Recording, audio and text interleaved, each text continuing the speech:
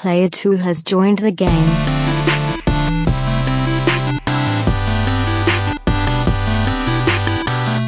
Hey, yo, what's up, everybody, and welcome to episode 119 of the Two Player Co-op Podcast. As always, I'm one of your hosts here, Kevin, along with my brother from my mother, Sean. How we doing? I've been Belder. Go back to our Game of the Year podcast for 2017 and see why Zelda was Belder just a little bit than Horizon Zero Dawn. But yes, Zelda was Belder. Inside joke. I'd like to be a part of one someday. Hey, if this is the first time you're seeing us, thank you guys, or listening to us. Actually, we'll get to that here in a minute. Thank you guys so much for being here. If you're watching on YouTube, make sure I got to get used to saying like, you gotta go back. Differentiating Old school. it.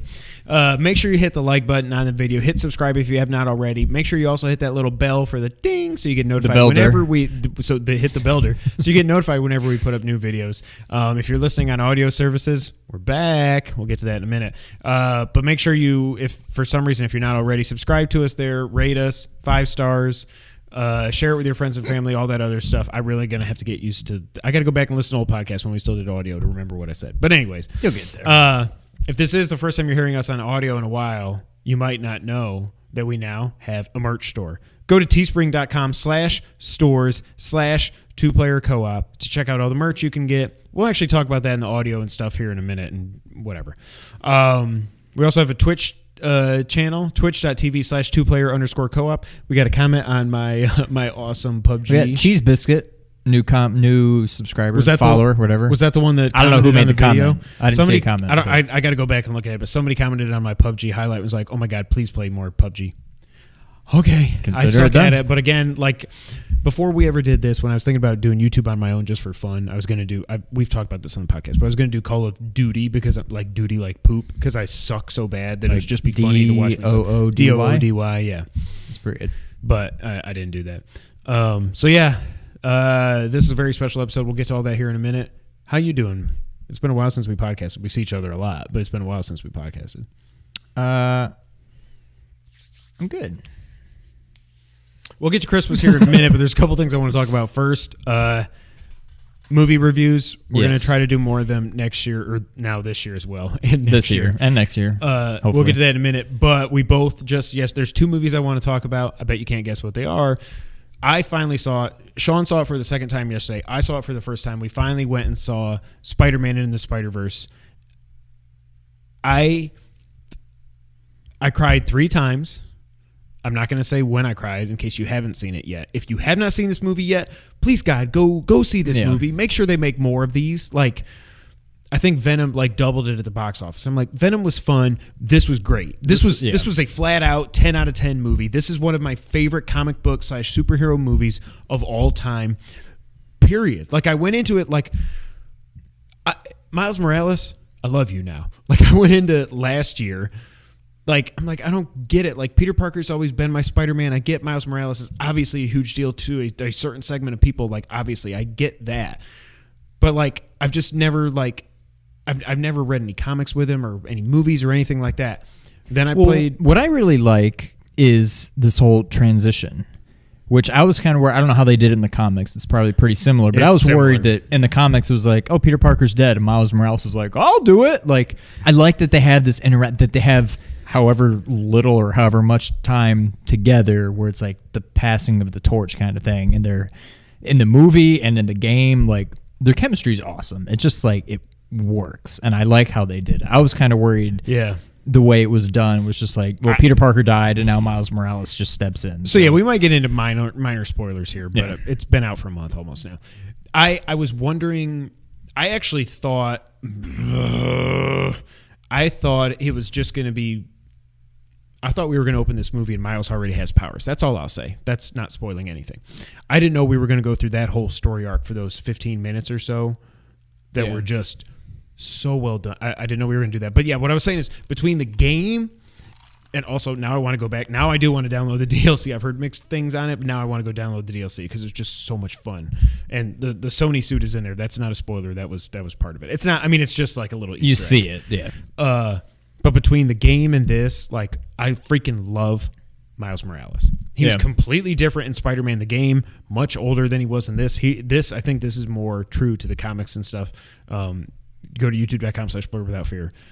Ernie, let me know, because again, I don't know, but I think this was more true to the comics. Yeah. This movie was beautiful. This movie was unlike anything I've ever seen. This movie was so well acted. I would have never thought, looking at Jake Johnson, he could play Spider-Man. He is perfect. Freaking amazing. Nicolas Cage stole the show. Nah, he didn't steal the show, but he was great. Yes. Haley Steinfeld, I guess, is everywhere now. I don't even know what she looks like or who she is. But I think she's the girl. I could be totally wrong. I know that.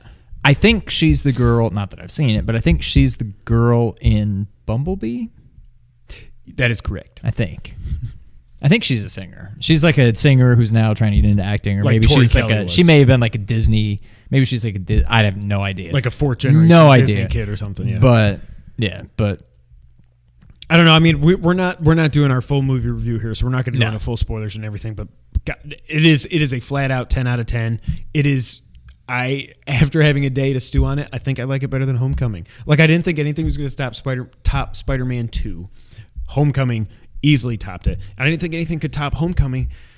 I think this did. Like, I mean, when I saw this the first time, I was like, this is probably top 5 comic book movies of all time. It's easy top 5 for me. It might even be top 3 behind Dark Knight and maybe Logan. That's my thoughts exactly. But I'm almost to the point where, oh God, like I almost don't even consider those two comic book movies. They obviously are, but I feel like they've almost surpassed that, and they're just its own thing. When I was walking out of the theater with y'all, and that's why I was like, Dad was like confused what I was saying, but I was like, that's what I was trying to get across. Like the Nolan trilogy, you can't even really call it.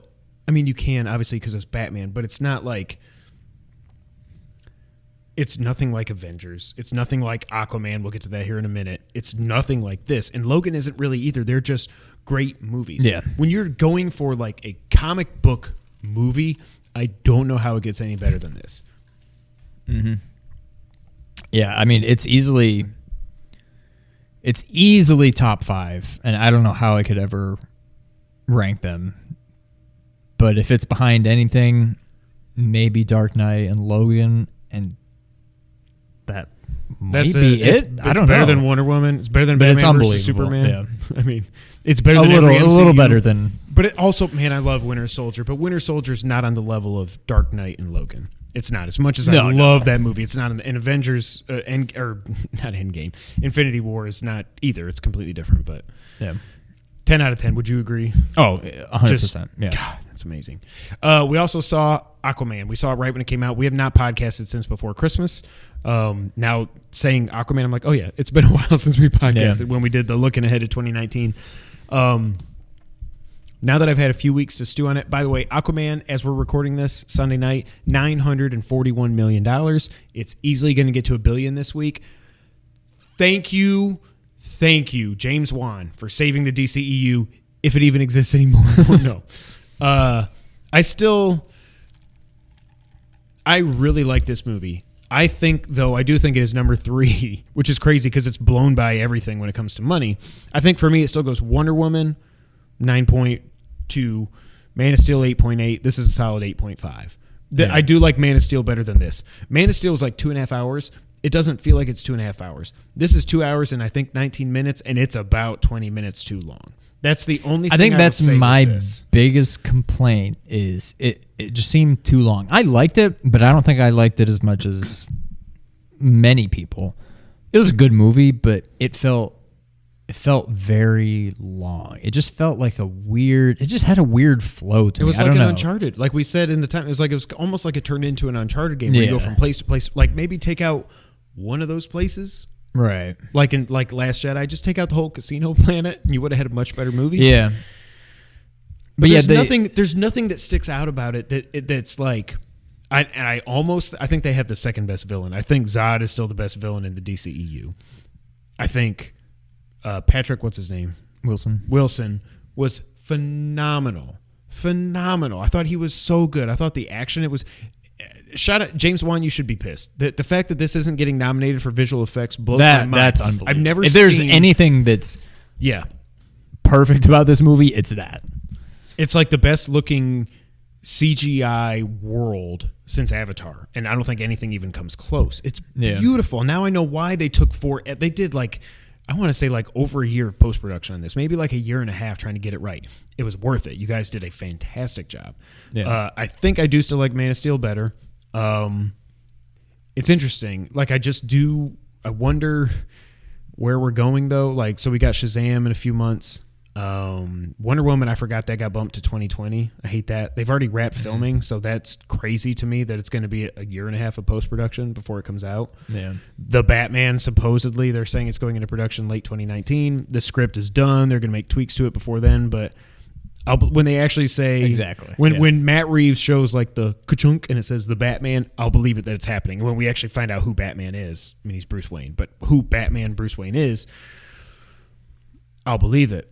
I don't know. So Birds of Prey, by the way, the actual title of Birds of Prey is Birds of Prey: The Emancipation of Harley Quinn. Why? Really? Yes. I thought it was just Harley, Margot messing around on Twitter, putting that in there. No, that's actually the name of the movie. I don't know if I like that, Raymond. I don't like that, Raymond.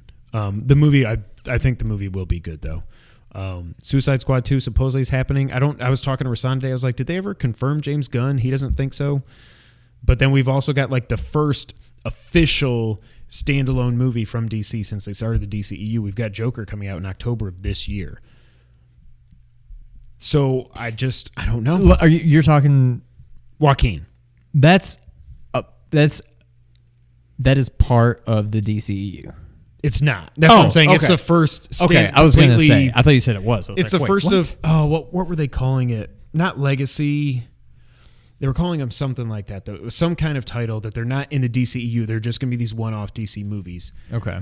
I'm so interested to see the first trailer for that because I don't even know that he's really the Joker. Like, it just looks like he will kill it. Joaquin Phoenix is freaking awesome. He was rumored for a Batman vs Superman villain when they first started filming it. I saw that in my time hop like a month ago or something. Really? I was like, wow, now we got him as Joker. That's crazy.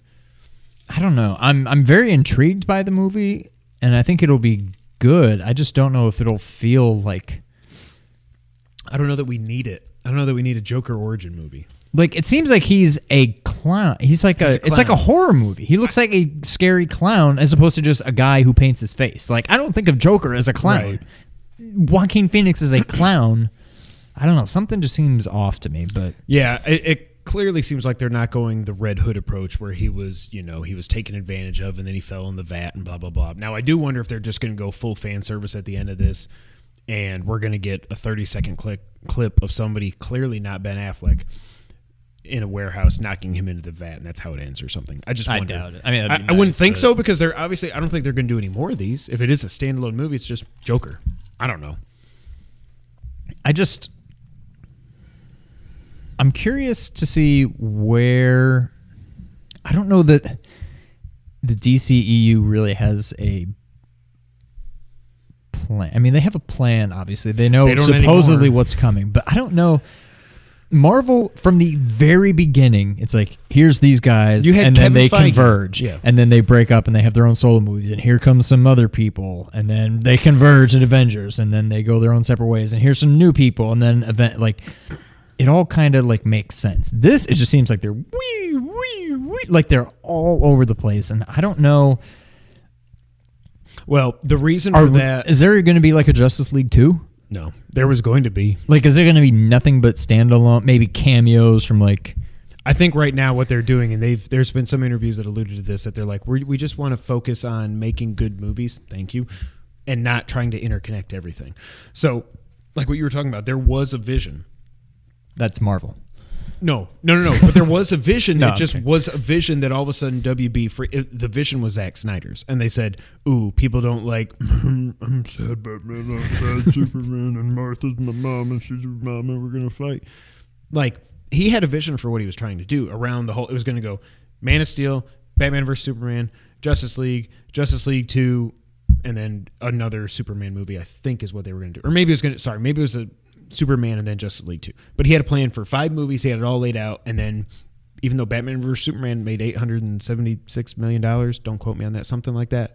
How do you have Batman fight Superman and not make $1 billion? They should have that should have been a blank check. But whatever. So they had a vision, and now they're kind of trying to like course correct, and that's why Wonder Woman's going to be back in 1984, and Aquaman, all he said was, she's like, I know you fought Steppenwolf. Yeah, no kidding. You were there. You fought him too. How does he not know who Amber Heard? That was one of the other than the length of the movie was like, and Ernie was talking about this with me. I don't remember if it was Twitter or Facebook, but like, why are you doing that with your fingers? What that just looked like you just had like a Boy Scout knot with your fingers. It's like they're clearly just saying like, yeah, Justice League happened. Okay, you fought Steppenwolf, whatever. Right. But like you were there, you fought him too. Like you got your butt kicked, Mara, and you talked to him like, why are you doing this? Like, so why are you now telling him it's his time to become king when you told him he's supposed to be the king back in I don't know, whatever. It doesn't matter. The freaking. I will say the one thing that gives me hope. Did you see Cavill's Instagram? No. Cavill took a picture on Instagram with a fork with his face like halfway down in the water like this. And he said, congrats to Jason, you're my brother, blah, blah, blah. And because he's like, I'm just now getting to see it. He's been over doing, I don't know what he's doing. Probably training to be Geralt of Rivia. And then Momoa commented like, thanks, brother. So glad you got cast as Superman. Otherwise, I would have been in trouble for Aquaman or something like that. So I'm like, Ben's gone. I've made peace with it. It's fine. I got one decent movie with him as Batman and one weird movie with him as Batman. But I don't want them to lose Cavill. I think they'd be crazy. He's perfect. Yeah. He is. That dude was born to be Superman. Yeah. Period. I think my biggest takeaway from Aquaman, along with probably millions of people, and I think it's mainly because of that. They made the suit work. They made it not look super corny. Yeah. It was freaking awesome. No spoilers. Like the bar scene relatively early on. I just want to go get a beer with Jason Momoa. Well, yeah. Like he just seems like such a, and he's clearly doing fine for himself. But the other thing I was thinking, how did this dude, with his looks and his physique and his not heritage, whatever you want to call it, that dude could have been a professional wrestler, and he could have been like, he could have been Roman Reigns with a number personality. one. Yes, exactly. Like that dude was made better, Roman. We for love you. WWE, but clearly he's doing fine for himself. But that dude's awesome. He is awesome. So yeah, Aquaman. Actually, by the time you're watching this, Aquaman's probably at $1 billion. So congratulations, DCEU. You finally got a hit. The fact that Wonder Woman only made like 770 is a travesty, by the way. I'm shocked. That's why I don't think Captain Marvel isn't going to do. It's not going to do gangbusters. It's going to do. It'll do about that. That's what I think. But I'm shocked that Spider-Man didn't even do $1 billion. Like Black Panther, great movie. I was watching a little bit of the Golden Globes before he came over. They mentioned it is Golden Girls. They mentioned it was the. I've already forgotten what they said. I think they domestic. said no, but the third highest domestic. Maybe it's in Avatar or whatever. Adjusted for inflation, whatever. But it was like the third highest grossing movie of all time. I think domestic. Okay. And I mean, it's clearly a great movie, but they clearly brought in a new audience for it. Yeah. And you would think Wonder Woman would have, and probably had done the same, maybe to a lesser extent. What's Aquaman doing? It like did great. What? How did it? It did great in China, but China is always the key to the box office. Like I don't know. But I don't know why. It's not like Transformers where it's just big explosions. I mean, is it James Wan? Is he like a god over there? Do they like? That's why. Is that part of it or something? Rasan keeps telling me what they need to do is cast. He calls him Bruce Lin instead of Bruce Wayne to be Batman. They need Asian Batman. I'm like, but it's not just like. I mean, whatever. Like. You shouldn't make a Batman movie just to make money. That's stupid. I don't like that. I'm not saying Bruce Wayne, Batman has to be white. That's not what I'm saying. You should not make it just to go at China and try to get like $1 billion just in China or something like that. Yeah. Whatever. Aquaman's pretty good. I like. Oh, so what would you say your DC ranking is? I mean, Wonder Woman's at the top. After that, I would say probably Man of Steel. To me, God, I don't know. Justice League and Batman vs. Superman are kind of, I don't know. You think they're better than Aquaman? No, I'm not saying that. I'm just saying, I don't know, between the two of them, I don't know where they, I guess I would say Wonder Woman, Man of Steel, Aquaman, Justice League, BVS. See, I say BVS over Justice League, the Ultimate Edition, just because it was not. I think Justice League, if we would have just got, whether it would have been dark and gloomy and whatever, if we would have got the Snyder cut, quote unquote, which who knows if it actually exists or doesn't, I think if we would have got that for sure to me would have been better than Batman vs Superman. Yeah, but I think Justice League was just so muddled and so CGI'd. Like it's almost every scene that he's in that it's just why. Yeah. Oh. And what's so frustrating to me is when they didn't let him shave his mustache. It was at the same time when he did the reshoots that Tom Cruise broke an ankle or something, so he couldn't film for like 6 weeks. You're telling me Henry Cavill can't grow that same mustache in 6 weeks? I don't believe that. All he's got to do is like cock his arms. He just goes in anyway, right? I wish that was all I had to do to get a mustache and beard. Anyways, that's enough movie talk. Sean, it is 2019. Yes, it is. I am very excited for 2019. 2018 was fun. At least for us here, socially, politically, whatever. Not talking about any of that. Nope. But 2018 was good. We did a lot of fun stuff on the channel. 2019 is going to be awesome for you personally here in about a month. From today. From today. I don't know when this is the 6th going. is the due date? Yeah. Okay. God, that's crazy. So it's going to be very fun for you. Around this time last year, we announced Phase 2 of 2-player co-op. I guess we're kind of announcing Phase 3 now, I guess, just because we're not trying to copy Kind of Funny, but it's just like it's a new year. You make resolutions, you make new changes. Year, new me. Yeah, did you see my? You did. You like that was the best. I went to Taco Bell. And I checked in, just said #New Year, New Me, and I got a lot of likes. But so around this time last year, we announced that we were getting rid of audio-only podcasts, and we were going to focus solely on YouTube. We were going to podcast when we wanted to. And we were going to focus on, we want to do our Versus series. We ended up doing 2 of them. We did Mario Mondays across 3 games, I think. A bunch of other Let's Plays. Wolverblade, I think it just hit 1,000 views, which is crazy to me. I didn't know that game was that big, but yeah, that's awesome. But we wanted to focus on YouTube. We still did podcasts when we wanted to. We did the wrestling stuff. We did the video game stuff. We didn't do a single movie review, which I kind of regret, but it was just like... We didn't do anything because Infinity War was the big one, but I was gone. You were out of town, so yeah. I guess. Wait, was Wonder Woman out last year? That was 2017. Wonder Woman, Justice League, Last Jedi, Logan. 2017 was awesome for comic book movies. I guess so. Last Jedi's not a comic book movie. Well, you know what I mean. Nerdy movies. Now, well, I'm not. I went back a few weeks ago on the anniversary of it coming out. Listen to our review of Last Jedi. I was like, my opinion has changed. I've done a complete 180. I was like, it's 8.5 or 9. I've completely done a 180. Like the more I think about that movie, the more it just I just don't like me. it. Yeah. So we both have completely changed our opinions on it. But anyway, so first announcement for 2019. If you couldn't tell, if you're listening to us on audio services around the world, we are officially back on SoundCloud. Let me check my notes. SoundCloud, iTunes, Google, Stitcher, and audio services around the world. I Googled us today. We're on random things I've never heard of, like FM Player and a couple other things that I don't know how they find us, but whatever. One thing I do want to look into is getting us on Spotify. That's a big deal for people with podcasts, I guess. And I think it's a good way for us to maybe reach some more people, so I'm going to look into figuring out how to do that. I think it's the same thing. You just submit it and they approve it and whatever. But we'll be on there. But... hopefully you guys saw the quick little 3-minute audio clip that I put up on our feed to warn you what was going to happen as we're recording this morning. We did a whole 15 podcasts this last year, and we put them up on the feed. So I woke up this morning, it's like, oh, you got 15 new podcasts, so it worked.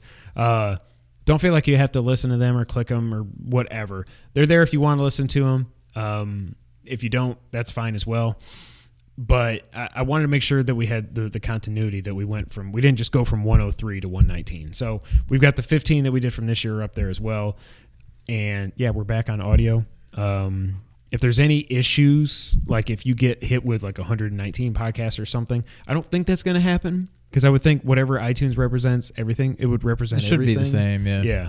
So I don't think that will happen, but we are officially back. If you like to listen to our podcasts and stuff and you don't want to have YouTube open and you don't want to pay for YouTube Red or something like that to where you have to have it open the whole time, I completely understand. Well, we are officially back on audio services. We are not abandoning YouTube, though. So we're going to go back to the way we were in 2017, where we do both. Podcasts will be up on YouTube. They'll be up on audio services around the globe as well. We will have stuff that's obviously only on YouTube, like our Smash Let's Play we put up the other day. Go check that out if you haven't seen it already at youtube.com/2playercoop. We'll have other stuff there that might be exclusive to it and whatever, but we're not doing any Patreon. We're not locking anything behind a paywall at this time. So that's that. We are officially back on audio services. That is announcement number 1 for 2019. And that is correct. That is correct. All right, next announcement. I'm very excited about this. We were going to do it earlier than we were planning on, but Sean's got a lot going on, and he needs to focus on that and not on the cape and cowl. So Kind of Funny did their rebrand, their 4.0 thing earlier, earlier 3 days ago, I guess. Earlier this year, I can say that. Yeah. It's 3 days ago, and they announced they're doing Fast and Furious in review, and I was scared to death. I was texting Sean like every couple days, like, I'm so scared. They're going to do it. They're going to do it. We are going to do, starting in March, Batman in review.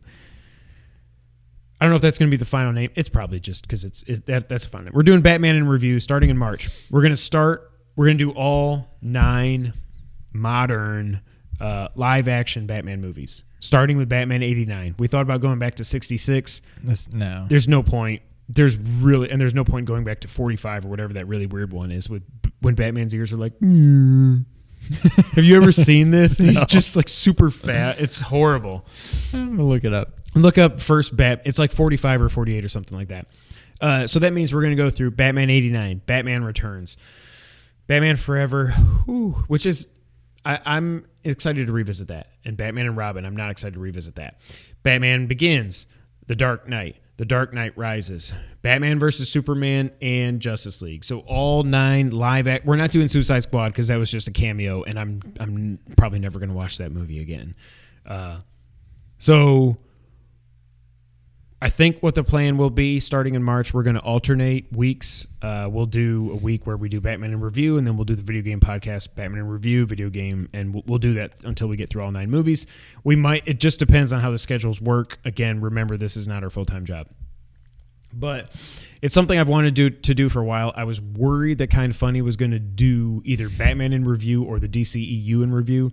Before they canceled their in review series last year, they said in one of the videos that the next thing they were doing was DCEU in review. And then they came back and said, look, you guys have said you don't want it. We're kind of burned out by watching all these movies. We're going to put it on hiatus. That's why we wanted to step in. Yep, that's it. You could not pay me to watch. That is not that hashtag not my Batman. No. What year was it? 45? Was I right? 43. 43. Even worse. My gosh. But then there's also I got to go back, 49, I think. Was there 2? There was Batman and Robin in 49. It was probably better than Batman and Robin in 97. Probably. I don't know if it's even the same Batman. Oh, 15 chapters. Maybe it was like a miniseries or something. I don't know. Yeah. Either way, we're not doing those. So, Batman in review is coming in March. I am so excited to do this. I mean, other than video games, obviously Batman is my thing. But it's going to be interesting to go from Tim Burton to Joel Schumacher to Christopher Nolan to Zack Snyder. That is going to be very interesting. I think that's everybody, right? Yeah. Yeah. That's going to be fun. So we hope you'll tune in for that. It's going to be a lot of fun. And I like that we're pushing back till March because if you ever saw the trailer that I did for Versus Season 2, I like to get hype stuff. I got to figure out what I can do with iMovie. I want to do a fun little intro video for that. Oh, I need to reach out to you, Bernardo, see if you can give me a cool little Batman remix. So I'll reach out to you about that. As far as other stuff goes, Mario Mondays are going to be coming back. Hopefully next Mondays you're reading this, watching this, listening to this. It comes out Friday the 11th. I'm going out of town that weekend, coming back Sunday. Are we still doing our other Mario thing? I think we're going to table that for now. Okay. You don't have to do that. We were going to do Mario 1. I forgot that Mario 1 had a hard mode or a second quest. And it's just scheduling purposes. We didn't get to record it, but it'll be an interstitial at some point. We'll do Mario 1 hard mode, second quest. That'll be like a 1 episode thing. Yeah. And we still need to go back. I think we should do at least 1 episode of Mario 2 and maybe do some of the other. I'm never going back to Lost Levels, so don't even ask. I'm not playing that game again. There is no way. Unless you pledge like $1,000 on a Patreon that we don't have. So Mario Mondays will come back with Super Mario U Deluxe when it comes out. Again, I'm going out of town this coming weekend. Maybe Sunday night we can record the podcast in 1 episode is what I was thinking. Then we can get it up for Mario Mondays. Then we can roll from there. But we'll just don't hold us to it. We'll see if that works out or not. We're going to still do Let's Plays, obviously, like we just did the Smash Let's Play. And it was so much fun. Lots of fun. We may have to do more of those just because and explore some of the other modes and stuff. But I've never had so much fun at a game that I don't feel like I'm very good at as I have with Smash. Are you happy, Internet? Are you happy? That's interesting. Do you have one? Well, I mean, it's just, I like how you put that because it's like the only game that I could die many, many times in and just not Unlike care. Celeste. Now, well, yeah, but that was frustrating for its own reasons. That being said, if I played Smash online, oh God, I would hate it. And I was just going one-on-one with people that are way better than me, I probably would get upset. But yeah. it's a lot of fun, win or lose. So Let's Plays will continue. We'll do stuff. What I want to do Blazing Chrome. I'll probably buy that even if they never responded to my code request, shockingly. I want to do Streets of Rage 4 whenever that comes out. That is made for us. We have to beat that game on here, period. And there'll be other games that come and go, and we'll probably want to go revisit old stuff. You know, I was thinking the other day, we never finished our NES Classic. They were doing really well back in the day, too. Now they won't because it's been out for 2 years, but we never went through all the games. We got through about probably 50-60% of them, and then we stopped because life got in the way or something. I don't know. Yeah, I'm trying. Because Mega Man didn't do well. That was the last one we did. And we were just kind of like, let's just stop for now. Yeah. But Let's Plays will continue. We will continue with WWE prediction shows if you like wrestling stuff. We'll do all 4 major shows. Depending on how the pay-per-views look, it might be fun to do one. I don't know that we're going to commit to doing all 12 pay-per-views this year, and we're not going to do Crown Jewel or freaking Super Showdown, Down Under, whatever the hell it's called. We're not going to do that stuff. But prediction shows will continue. So for sure, you're going to get Royal Rumble, WrestleMania, SummerSlam. And Money in the Bank is way more important than Survivor Series. So you probably get five times from us this year, if not more. Yeah, that sounds about right. We're going to try to get back to movie reviews. It all depends on schedule. So the next big one is Captain Marvel, right? Yeah. It's the first week of March. And then Shazam. Shazam, okay. I have got to do a review for Sham. For Sham. So it goes Captain Marvel, Shazam, Avengers. Dear God. Now, the only things I might be going back out of the country for another team meeting around that time. Too. Really? So, again, this is not our main job. If Life it was, gets in the way. You'd have stuff every day, and we would do I don't want to give my ideas away for people to steal. I wasn't hitting at anything. I was just adjusting my shirt. We're not going to do a Molly's show. But movie reviews, I want to get back to doing them. They were a lot of fun. We did them in the past. And there are some other ideas that we've kicked around all of last year that we never really started. I'd like to do a couple more top 10 episodes. It's just that is a lot of work. Yeah. The one episode we did for the NES videos, it did really well. It's like over 1,000 now, I think. But that takes a lot of work to get all those clips together and to script it out and to record the audio and to do the number 10 videos and all that other stuff. It's a lot of work for 10 minutes. Yeah. I put more work into that than I did any Versus episode or anything like that. They're a lot of work. I found randomly in our Google Drive the other day that we had a top 10 list that we made and completely forgot about. I was looking at it like, what is this? And I finally realized exactly what it was. It was the 90s for that company. Yeah. So we like to do some of those, but that's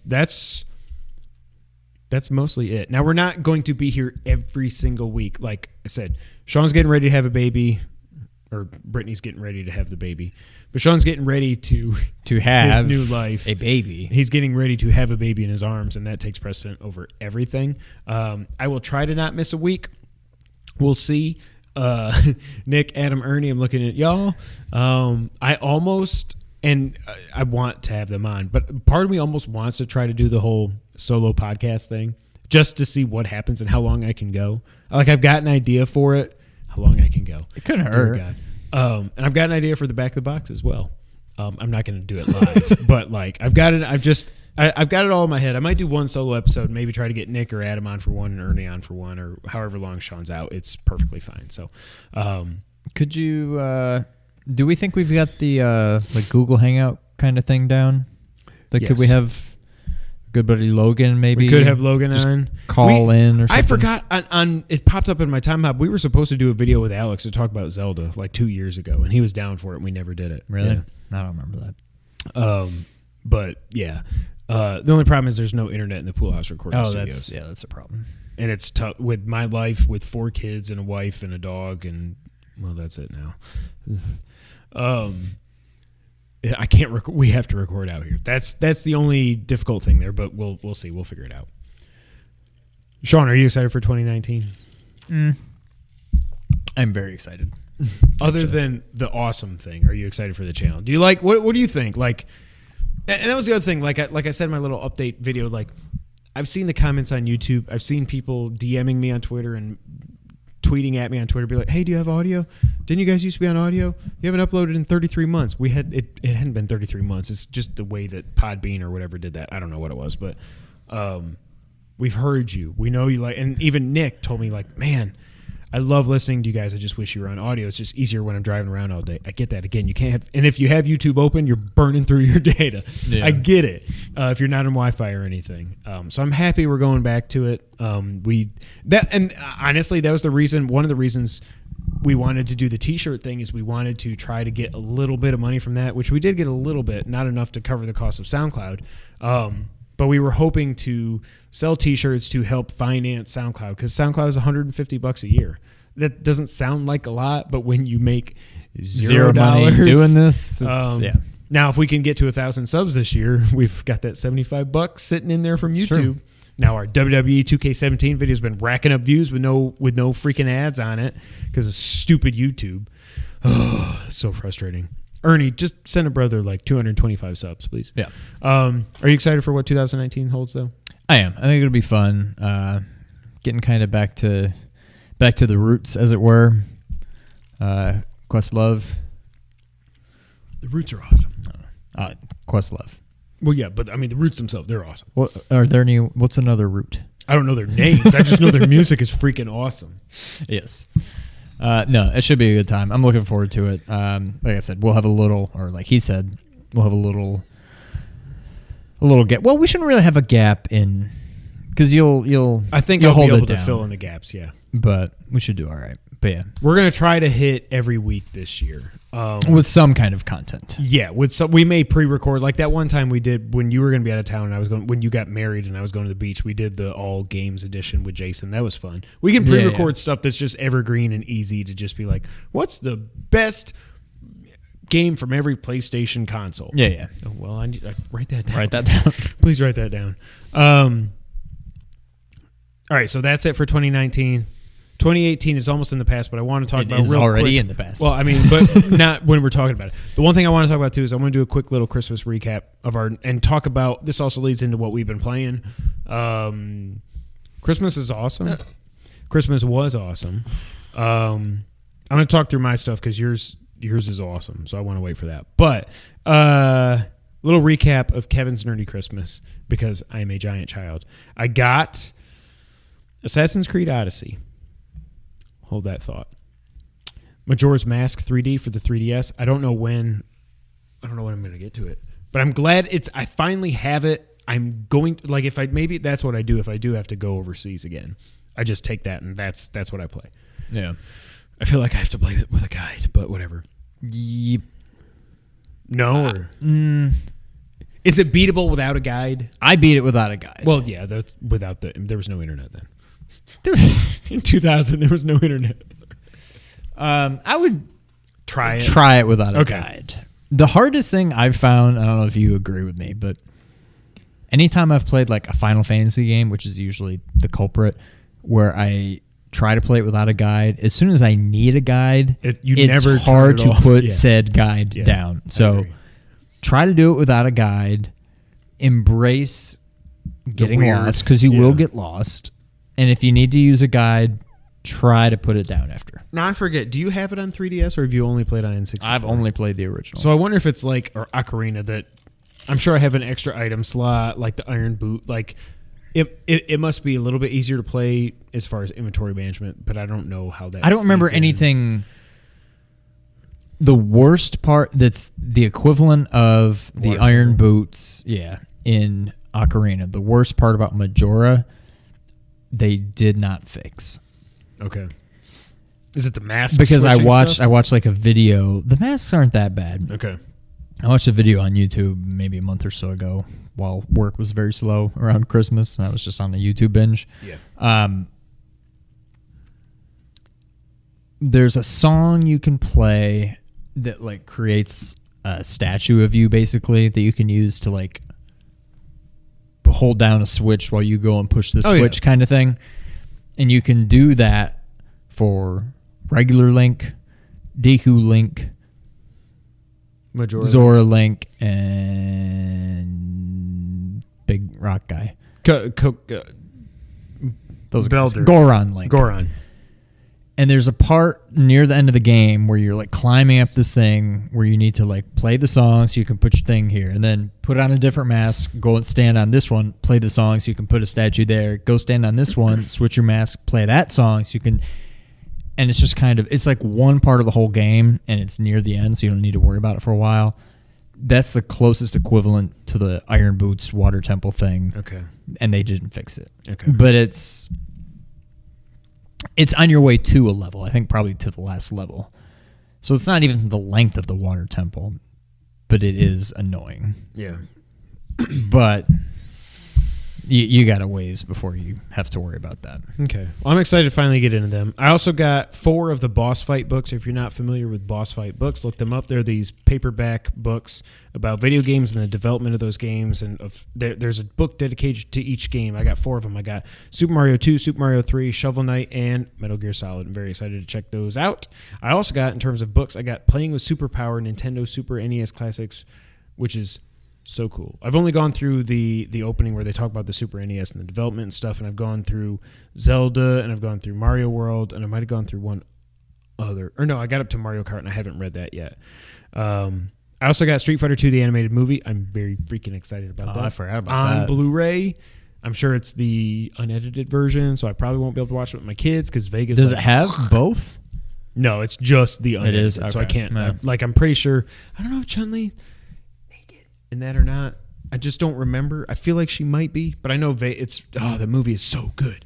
I also got the second best adaptation of Thundercats ever, the series from 2010, which I watched all of it with Noah. I don't know if my DVR broke or something, but I never saw the final 2 episodes. It was only 2 seasons, but I never saw the final 2 episodes, and I was so mad. I never went back and rented it or anything, but now I've got it. I'm going to go back and watch it from scratch at some point. I cannot wait. I also got the art of Metal Gear Solid 1 through 4. King Boo, I know you're mad at me. I can't. It's awesome. It's one of those things that I pre-ordered at first, but it was $80, and I was like, I don't really need to spend $80 on this. And it's dropped. It's like normally like $40 now, which is completely worth it. But I got that too. But the one thing that I want to talk about there is Assassin's Creed Odyssey. This is the first Assassin's Creed game I've ever played. I will say up front, I did buy the $10 boost to get double XP for everything. So remember, we talked about this a while ago when it came out, but it was like, there's an in-game, you can spend $10 and get your XP to double for the whole game. Oh, wow. And I'm like, it is a straight up, this is an RPG. It's an action RPG. It's very grindy and everything. I was like, no, I'm going to buy it. I don't care. I'm going to do it. I'm like level 6 or I think I'm level 7 or something. I've only played about 3.5 or 4 hours, but we'll talk about it now. We'll talk about it a little bit later. But we'll I talk do about that get, now. Now, I'm not saying it's as good as this game. Mm-hmm. But I get a lot of Horizon Zero Dawn vibes from this game. Is it open world? Yes. Okay.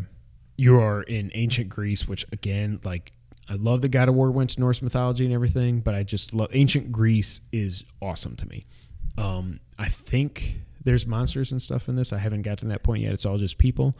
But it opens up. Are you ever going to play this game? Maybe. Okay. The opening is for, it's like the first 5. It's like the prologue where you're like level 50 or whatever, and you start in the coolest thing, and it's awesome. I get vibes of Horizon because of, I think it's mostly the stealth sections. Like it's like Verizon. It's like Horizon where if you go into weeds, you are invisible. Okay. But in this, like, I don't think it did this in Horizon. You didn't get like a silhouette or something that let you know. I think maybe you had like an eye pop up on your HUD or something. But here you get like, you go in the weeds and it goes, and like you're kind of silhouetted and you almost look like you're not really there because you're hiding. But you can whistle at people like in Horizon to come over there and you freaking stab them in the throat and whatever, and you kill them and you just murder them. And bow and arrow is a big thing in this too. It's cool when you line up your shot. The longer you hold, like you hold L2 to aim, R2. The longer you hold R2, you can see, like if you're aiming at them, if you're aiming at the chest, you see it'll take up like 75% damage. And then if you aim at the head, it's like 95. And then if you keep holding it, it like slowly creeps up, and then bam. If you headshot them, depending on the level of the enemy and everything, you can kill them in one shot. It's awesome. Yeah. You ride a horse in this. I will say the horse controls are the best in any video game I've ever played. Wow. It's like driving a car. You just push, it goes where you want it to go. However, this horse has easy mode. You get on your horse, when you get on a path, it says hold X to follow the path, and it's almost like... Now, what other game could you do that in? Could you do that in... Oh. Nothing that I played, I don't think. I think it's The Witcher. There was some game I played where, you maybe hold X or something just to keep it moving, but when you're on a path, it'll just follow it. That may have been The Witcher. Witcher 3. You can make it go just by pushing forward. You don't have to like your carrots like an ocarina or anything like that. Not only that, it'll follow the road. If you have a quest marked that like you've got your marker set for it, it's like press triangle to go right to the thing. I'm like, bink, okay, cool. Oh. When you get close, it pops up, and it's like you've got your eagle friend, Ikaros. I don't know if I'm saying it right, or Icaros. You have an eagle. No, Ikaros. He's almost like DD in Metal Gear Solid 5. This game is again, as I'm saying these names, you see why I like this game. You push up and you go to, and you're the eagle way up here, and he's flying over like an enemy stronghold, and you can hold L2 to just hover, and he goes bing. Bing, bing, bing. You can mark treasure chests and enemies, and you see their level and all this other stuff, so you know where they are before you go into the compound to kill them. It's awesome. I really like this game. I got to there was a funny thing. I got a trophy called Stink Eye because you fight. There's a guy early in the story called the Cyclops. He's not an actual Cyclops. He's just missing an eye, and I guess he has like a obsidian. I think it's obsidian. Fake eye or something. You stole it from his house when he wasn't there, and you go up to fight him, and you're like, hey, man, whatever. Like, you want your eye back? And there's a goat standing here. Or like, a ram or something. And you pull up its tail, and you take said eye, and you shove it up its butt, and it runs away. And he's like, what the hell was that? You kill him, whatever. Randomly, like a half hour later, I'm going up to get to my first synchronization point, which is like climbing a tower in Watch Dogs and old Assassin's Creed games or whatever. It lets you fast travel. You have to hunt animals in this too. You don't have to like eat or anything like that. It's good. It's kind of like in Horizon where you just kill something and you get bones and meat and fur or whatever. And I'm running up to this thing, and there's a ram that runs in front of me. It's like, wah! I was like, okay, I take out my sword and I go, and I kill it. And it's like loot. So I push triangle to loot it, and it's like trophy pops. I got the obsidian back from this random freaking goat up in the hills. Out of his butt, I guess, when I killed him. It was awesome. I finally... So you have melee weapons, and you have your bow and arrow. I just like having my sword better than I like the lance or spear, whatever you want to call it. Again, like I wish Aloy would have had a sword. I finally found you go to blacksmiths to level up your sword and do all this other stuff. I finally found one to level it up, so now I'm like, okay, now I'm having fun. The only thing... So... one of the things that's weird about this game, and I heard about this leading up to it, is enemy leveling, which people were not a fan of, and I can tell I'm already not a fan of. Enemy leveling basically means, if you don't know, it means like as you go up from level 4 to 5 to 6 to 7, if there's an enemy that's a level 4, when you go from 4 to 5, most times he goes from 4 to 5. I don't like that. I don't like that, Raymond. I don't like that one bit. Like, I feel like if he's a 4, he should be a 4. Right. If I run across a 20, like that's like a bounty hunter or something, I'm like, nope. It's like when in Zelda, in Breath of the Wild, when you find a freaking Lionel. Like, yeah. I'm not ready for you yet. I'm going to go the other way. So I don't like the enemy leveling thing. However, now that I've leveled up my sword, even though they're leveling up, it seems like I am smoking them when I do damage. I like the combat in this game a lot. I've been talking about it a long time. The two cons, the loading screens are very long in this when you first get into the game. And if you spend too much time in eagle mode, when you like go back, it's got to reload. I'm like, I don't like that. And when you die, because I have died a few times, they're kind of long loading screens. The only other con, it's not really a con, but this game is ginormous. It is. I was overwhelmed at first. Now I'm kind of getting the handle of what all the different icons mean on the map and how to all the different the quests are a lot like Horizon, where you'd go to like your quest tab. You have like main quest, side, and then there's this other thing, whatever. Like, and I'm finally getting the hang of how to handle them and everything. Greg took, I think, 80 hours to platinum this. I'm like, so I don't know that I'm ever actually good. I don't know that I will beat this game. I don't know that I'll beat it before RE2 comes out. January 25th. Oh, jeez. Yeah, I don't know that I'm going to beat it before then because I've got life and basketball and gymnastics and everything else. But long story, not so short. I really like Assassin's Creed Odyssey. I'll talk about it more later. That's my Christmas summary. Do you have any questions about Assassins? No, but it sounds like I've literally never played 2 seconds of Same. an Assassin's Creed game. Same. But it does sound intriguing. It's awesome. Sean, tell me about your awesome Christmas. Mine was mostly baby stuff. I did get Smash, obviously. More on that later. The other big thing I got was I finally pulled the trigger, even though I didn't really do anything. But I got PSVR. I like this way more than I thought I would. Awesome. Like, I kind of wish I had just gotten it a couple years ago. Like, yeah. It's so much fun. It's not that much of a... My biggest thing is I don't have a good way to set it up because I have it up where my projector is. Okay. So my PlayStation's in the back of the room near the projector. And so typically you'd put the camera... Wait, you have the camera up... I just have it... I don't have it anywhere. I just take it out when I need it. Okay. Yeah. Gotcha. Okay. So typically you'd put it up probably by your TV, but I can't do that because my TV, the wall, the screen is so far away from the PlayStation that it doesn't work. Yeah. So when it's just me, and 95% of the time it's not a problem because I just pull the camera out, I put it on the couch, and I basically am standing in front of the screen. I don't even have the screen on because I don't need it because whatever. But if Brittany is bored or whatever and wants to watch me play VR, we need to figure out a different way. Otherwise, I'm blocking the screen because I'm standing in front of the, so it's kind of a weird thing, but it is what it is. But I'm so down with VR. It is so much fun. These games, like, I did try Resident Evil a little bit. I started a new game just to experience it. And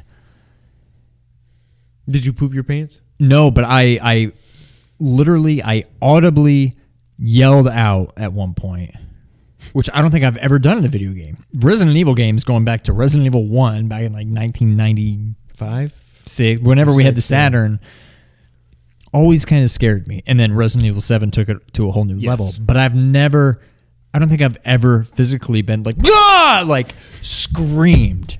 And it made me scream, partially because I just wasn't paying attention. I'm just trying to run through this and whatever. You're like, oh my God, it's this part. And then I was just running down the hall, and she came out and got me at this part that I totally forgot about. Did she get you in the hand? Was she... Oh, that. Okay. The chainsaw part. Did she put a screw at one point? She like screw drives your hand into the wall, and then you're like trying to... I can't play it. I can't. But I can't. That was quite a thing. Yeah, I bet. I also picked up, even before Christmas, figuring I'd probably get the VR, I picked up Tetris Effect. Nice. I've only played it once. It's a lot of fun. I mean, it's Tetris, but it's like... But it's like, whoa. It's like, it's Tetris. It's high Tetris. But in the end, it's Tetris. Right. And then I got the bundle that had Astrobot Rescue and Moss with it. I've heard nothing but good, like, amazing things about both. They're both fantastic. And, like, Astrobot, at its core, is such a simple game that if I was playing... If it was not a VR game, I'd be like, this is fun, but it's whatever. But there's just something about VR, and it's so cool that you literally, like, you can really just kind of lose yourself in the world, because it's like you are in this world. And I always thought VR was best in first person, and I'm not so sure it is anymore, because... So Astrobot is not first person also? No, you're just like watching, Moss? you're controlling the character. The little you're looking playroom around. robot guys? Yeah. So, like, Resident Evil is all good, but I can't... You kind of... It's almost less... what am I trying to say? Immersive? Yeah, because I'm not physically... It's like, it's me, it's first person, but I'm also just walking around with a controller. So it's like, this is clearly not me. And even when you look around, you can look around, but if there's something behind me, I'm not going to do one of these. I'm just going to use the right stick and turn really quick. So it kind of takes you out of it. But Astrobot and Moss, you're just kind of a third person. I mean, literally, like, in the world, but controlling this other character. And it's just so cool. And it's especially Moss, like, you see this big world. Mm-hmm. I mean, it's like one screen at a time. Actual big world because you're a little mouse. Yeah. And it's like one screen at a time, so it's like kind of small. And sometimes you're inside, sometimes you're like out in the forest, whatever. Right. And when you're in the forest, it's all, you know, optical tricks and whatever, but it makes it seem like it's this huge world. You're really only playing in this one little area, but it's big and small at the same time. And if there's like this cave, I can literally like lean forward and like so cool. do this kind of thing and see if there's anything in there and pop back up and like look that way. And it's just so cool. It's so cool. Astrobot's kind of the same thing. It's way more fun than I ever would have thought. Okay. It's everything I had hoped that it would be, and I don't know that I ever actually thought it would be. And you'd get no motion sickness, you said, right? I don't, but I can see how you could. Yeah. There are times... I think if you played Resident Evil for too long, it would be like... See, when I played Resident Evil, I was sitting on the couch. Okay. I was basically almost lying down on the couch. I had the camera at one end of the couch facing me, and I was just whatever. When I first played Astrobot, I was standing up, and there were times where like I would start moving. And you feel like you need to take a so step as or I'm something? moving my guy, the camera kind of keeps up, you know, the camera, which is you, keeps up with it. So all of a sudden it's like your brain thinks you're moving, but you're not. So all of a sudden you kind of get off balance. It's a little off-putting at first, but you get used to it. The other thing is if you lean like too much, there's like a play area, like a cone basically from the camera. And if you get outside of it, it keeps up with your motion perfectly, but then all of a sudden it's like you cross this boundary and all of a sudden I know I'm still moving, but what I see is no longer moving or something? Because I'm out of it and this box pops up and says outside of play area. Okay. And that kind of messes with your brain too, because all of a sudden you're like, it follows you perfectly. And then all of a sudden, like if you lean too far, like you're still moving, but what you see no longer moves. And it's there's weird things like that, but it's so much fun. And I got to get over there and just like, I want to play through the first you hour. need to just, I think you love it. It's so much fun. You have to record me in case I poop my pants. Well, of course. But yeah, that was pretty much it. As far as nerdy stuff, it was Smash and PSVR, but I absolutely love them both. Awesome. And we'll talk more about Smash, I think we will both here in this next segment, which is our top 10 games of 2018. If you couldn't tell by the title of the video, it is time for our top 10 games of 2018. I do have some honorable mentions. Sean, do you have some honorable mentions? I have a few. I did come up with a most not depressing game. disappointing game. So I got 4 honorable mentions. I've got and a 6. disappointing. I have 2 disappointing. I have a worst game of the year. And I'm just going to say right now, the worst game of the year is Metal Gear Survive. We only played the beta. Shouldn't exist. Should not exist. Every time I see Wario's like, hey, it's on sale for $15. I'm like, it's $15 and 1 cent too many. That game sucks. It's horrible. You suck, Konami. Give us MGS3 Remix and freaking Fox Engine. Remix. Why did I say remix? Remake in Fox Engine, and then you have my blessing again. That's not whatever. That's the worst game of the year for me. What do you want to do first? You want to do honorable mentions? Or you want to go most? Let's do moist disappointments. Let's do most disappointing first. Let's get the crap out of the way first, and then we'll go in honorable mentions and go to the top 10. Well, so here's the thing. My most disappointing is a personal. I mean, all this is personal, but like this could very well be in many people's top 10 games, and it wouldn't surprise me at all. Oh, wow. But the good news, I mean, to me, the fact that... Oh, God, I hope you're not going to say one of the games that's in my top 10. I doubt. Well, I mean, maybe. And it's not a bad game. It's just not... I don't know. To me, my most disappointing game... And it's not the worst game. I didn't even think of Metal Gear Survive because it was just like a demo, whatever. So it's probably not even the worst game I played this year. It's a good game, but to me it was disappointing. It didn't live up to what you wanted it to be. Exactly. Right. And honestly, I kind of forgot it was 2018. I thought it was 2017. Shadow of the Colossus. Okay. And when I first started playing that game, I'm like, this is... it, right? No. Yeah. I'm like, this is everything I wanted it to be. Like, this is so cool. And then by like the third boss fight, I was like, oh, I'm back at this temple. Oh, I got to ride my horse all the way out there again? Okay. And it's just big open world. Absolutely beautiful. Like, beautiful. Great remake, yeah. But then it's like, I can only just look around and see this pretty stream that looks picture perfect and these mountains in the background and this big open field so many times. And I get it is what it is.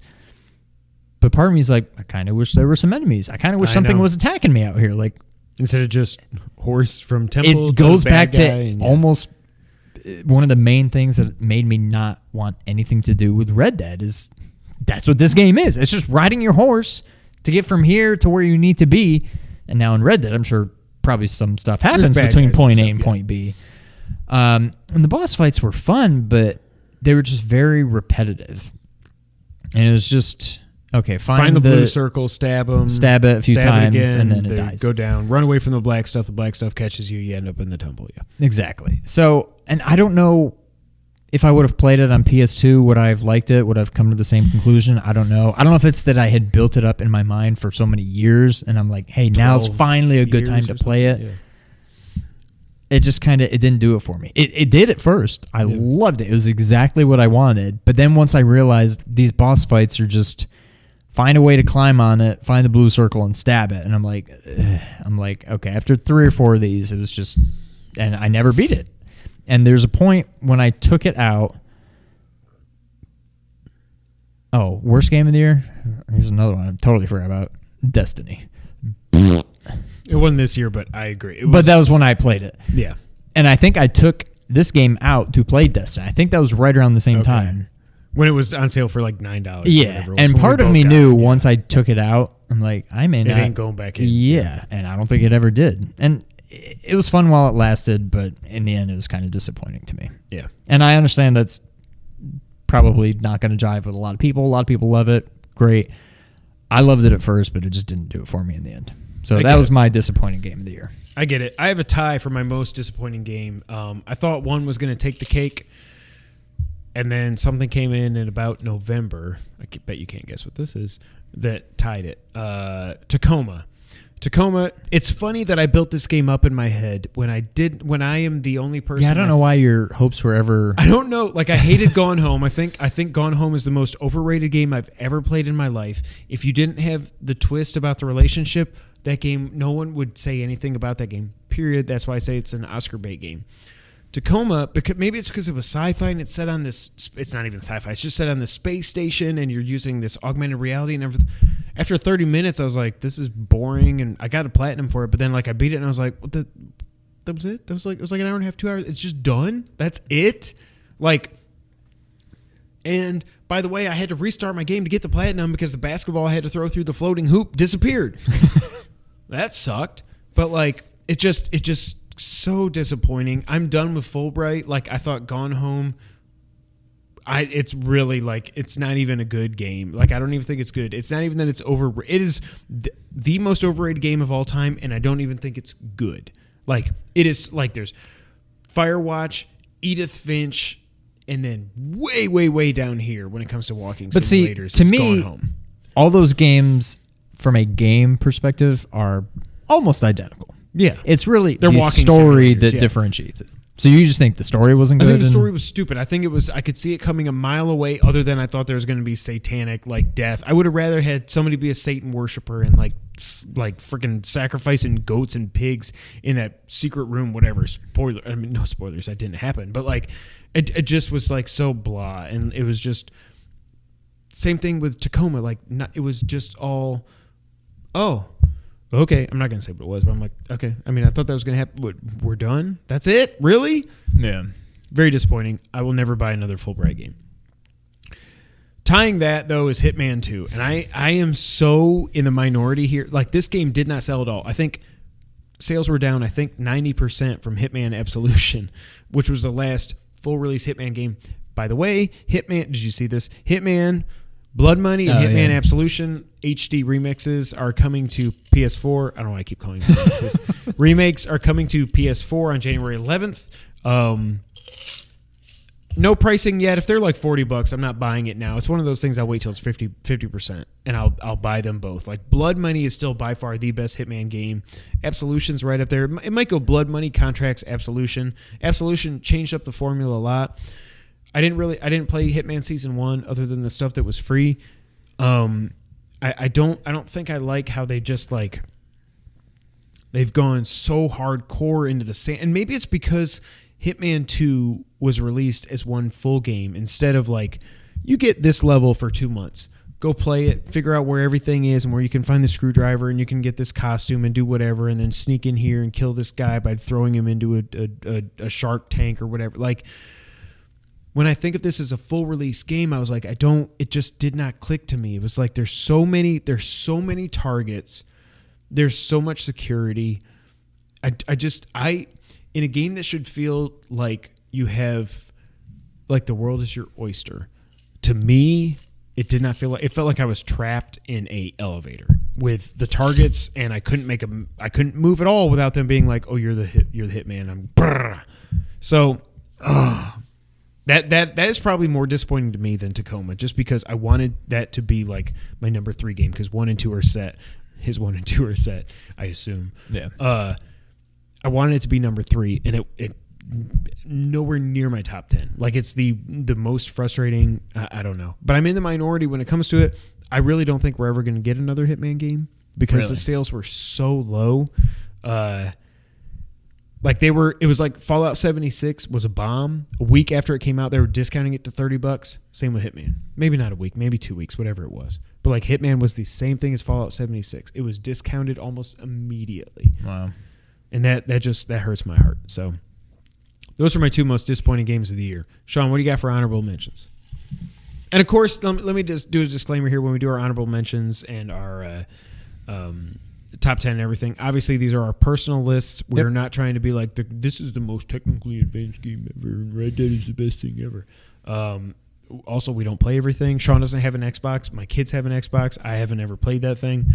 Not that Xbox had anything about this year other than Forza, and I wouldn't play that anyways. But just disclaimer there. Remember, these are our personal top 10 games. Agree, disagree, whatever. Hit the comment section below. Let us know. But just that's the deal. So, what are your honorable mentions? Sean? So, I have 4 of them. 3 of them I think are pretty inconsequential. That's not what I'm trying. Non-conspicuous. What's the? Not. They're not going to cause any uproar. They're very. Or they're not controversial. 3 of them not very controversial. I'll start with those. I don't really have much to say about any of them. One is? Oh, God. One of them, probably not to you, but probably to y'all. Red Dead. Tetris, a lot of fun. It's exactly what I thought it would be, and it's fun. But in the end, it's Tetris. It's just more Tetris. I can't put Tetris in my top 10. It's literally Tetris, but you can look around, and it's got cool visual effects, and the music. The music's probably the best part. It's just so and somehow it just moves. I don't know how they did it. But all I did was play the demo, but even playing the demo, I'm like, how is everything? Yeah, it's so cool. Up? Mario Party. I probably wouldn't even have gotten this, but I got it for free from Brittany's boss. Shout out to Chris. It's a lot of fun. I just don't have. If I had three, well, you have two kids really that play video games, like I would probably enjoy it a lot. But for my living situation, like I think I enjoy the game a lot. And like the little bit I played with Nick, I don't know, New Year's Eve, or I don't know when it was. Like I came over here. Yeah, it was New Year's Eve, I think. Like that was fun. Mm-hmm. But you need people to play it with, and I don't really. You can't have play it that. against a computer. There's no point. Exactly. It's not the same. We played it with Jordan and Daniel and Jess, and Jess was falling asleep between every move. Yeah. Because it was like 10:39. She was like, Jess, it's your turn. Hey, hit the thing. Just love you, hon. So, as far as Mario Party goes, it's great, I think. I just don't really have the means to play it correctly. You're not in college anymore. Exactly. Right. Last but not least of the non-controversial ones, Street Fighter 30th anniversary. It's exactly what it should be. It's fun. It's Street Fighter. It's tough to even put it on there. No matter how much I liked it. I know what your controversial one is because I've got it too. No matter how much I liked it, yes, it's a new game, but none of them are new. Yeah. It's fun. It's Street Fighter. We've all played them. It is what it is, and I enjoyed it for everything that I thought it would be and whatever. I know what this is. Do you want me to do my controversial one, or do you want to do yours? Let me lead off with my controversial one. Okay. Celeste.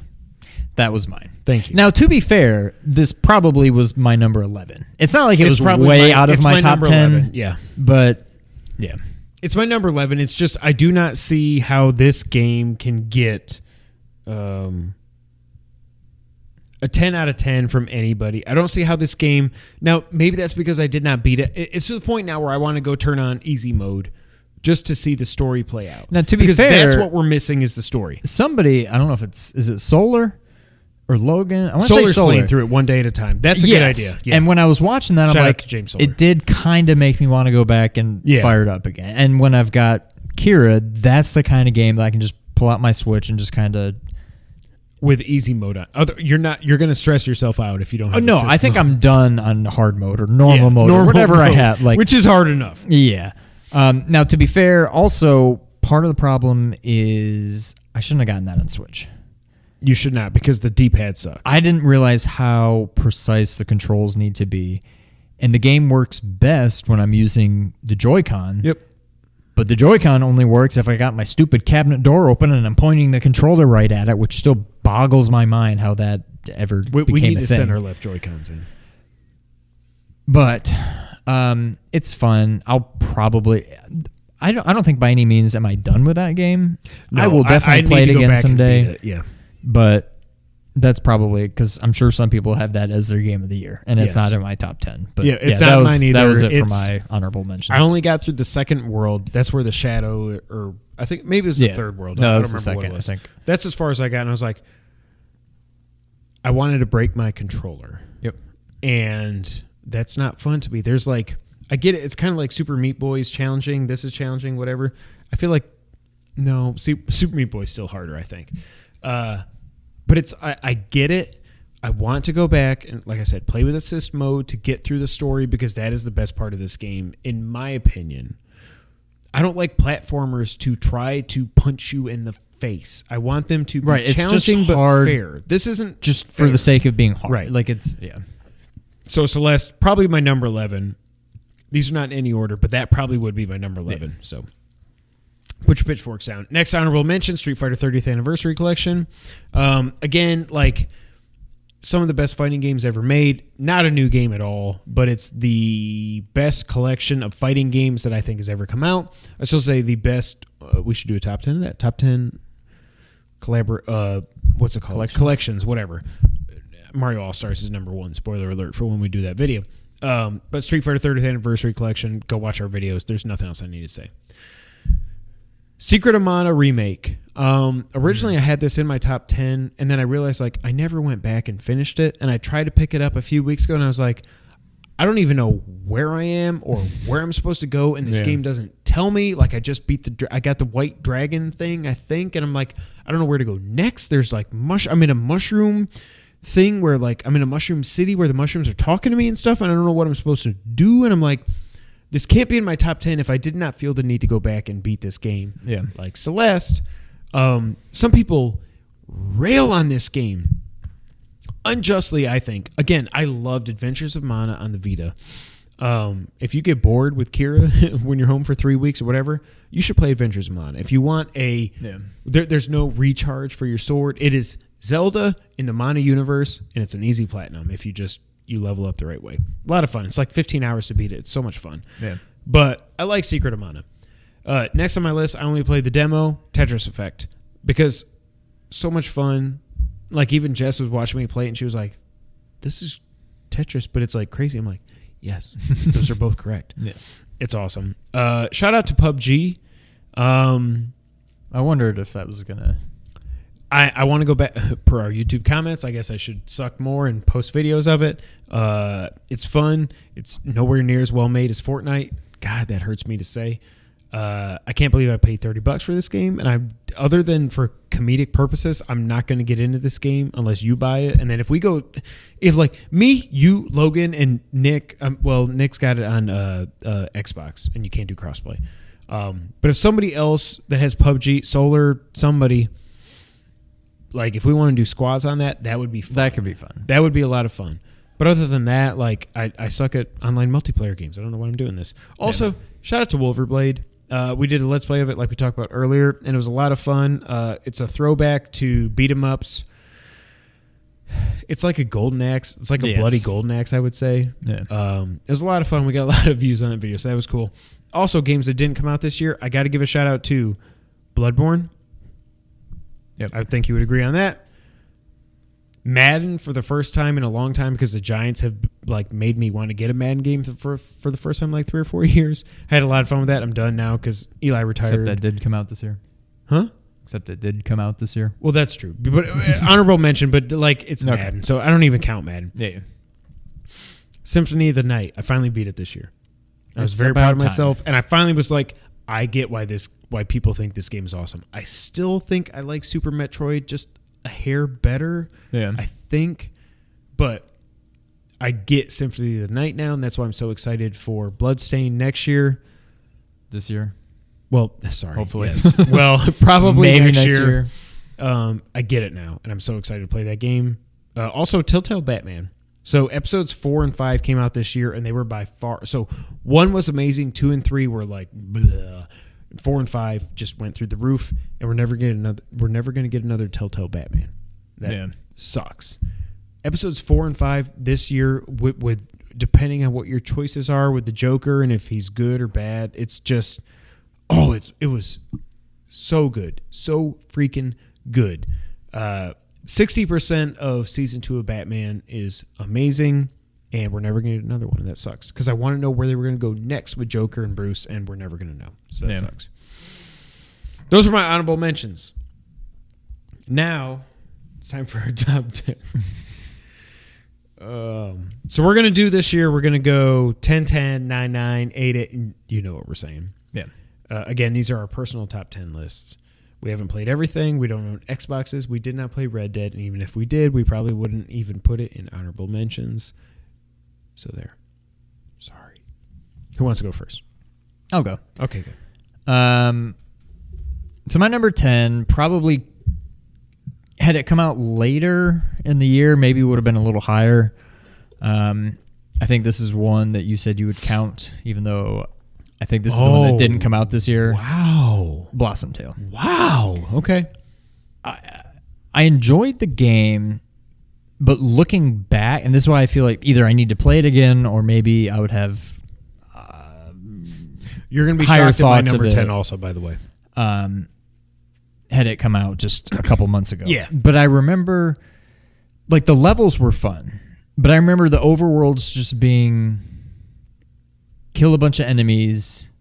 It was almost like a collect-a-thon, but with enemies or something is how I remember. Because you had to kill the enemies to get brains and whatever. Yeah. Like that feathers didn't or whatever. really work with me. And I remember the overworld, maybe I'm totally wrong. The overworld isn't that big, right? I feel like the overworld is no bigger. It's about the size of Link to the Past, I think. Is it? Yeah. It was a lot of fun. Now, what I'm really looking forward to is whatever. Don't remember the name. Acorn of the Blossoms. Hazelnut Bastille. How did that come to my head? Right? Yes. That looks more traditional Zelda to and me. the 8-bit version looks awesome, too. Yeah. We missed out on the Kickstarter by like a few days. I was so pissed. Yeah. So I'm expecting that to be easily in my top 10 for this year. I don't know where, but I think it'll make a strong impression on me. I like this game, and it's another one that maybe I could see going back and playing again. But it's tough when you love Zelda as much as I do. It's so hard for anything that's clearly a Zelda clone to live up to the hype. Because even while I'm playing, I'm like, this is fun, and I like it because it's trying to be Zelda, but it's no I could Zelda, just play Zelda kind of thing. So that's kind of where I find myself with these kinds of games. But yeah, certainly a great game. Blossom Tales number 10. So we're allowing this to count because it came out in the last year of 2017, which after The last all the year of 2017? last week of the year of 2017, because it's after all the Game of the Year awards, all that stuff. So I told Sean this counts for this year, so that's why. Number 10 for me, Hollow Knight. Okay.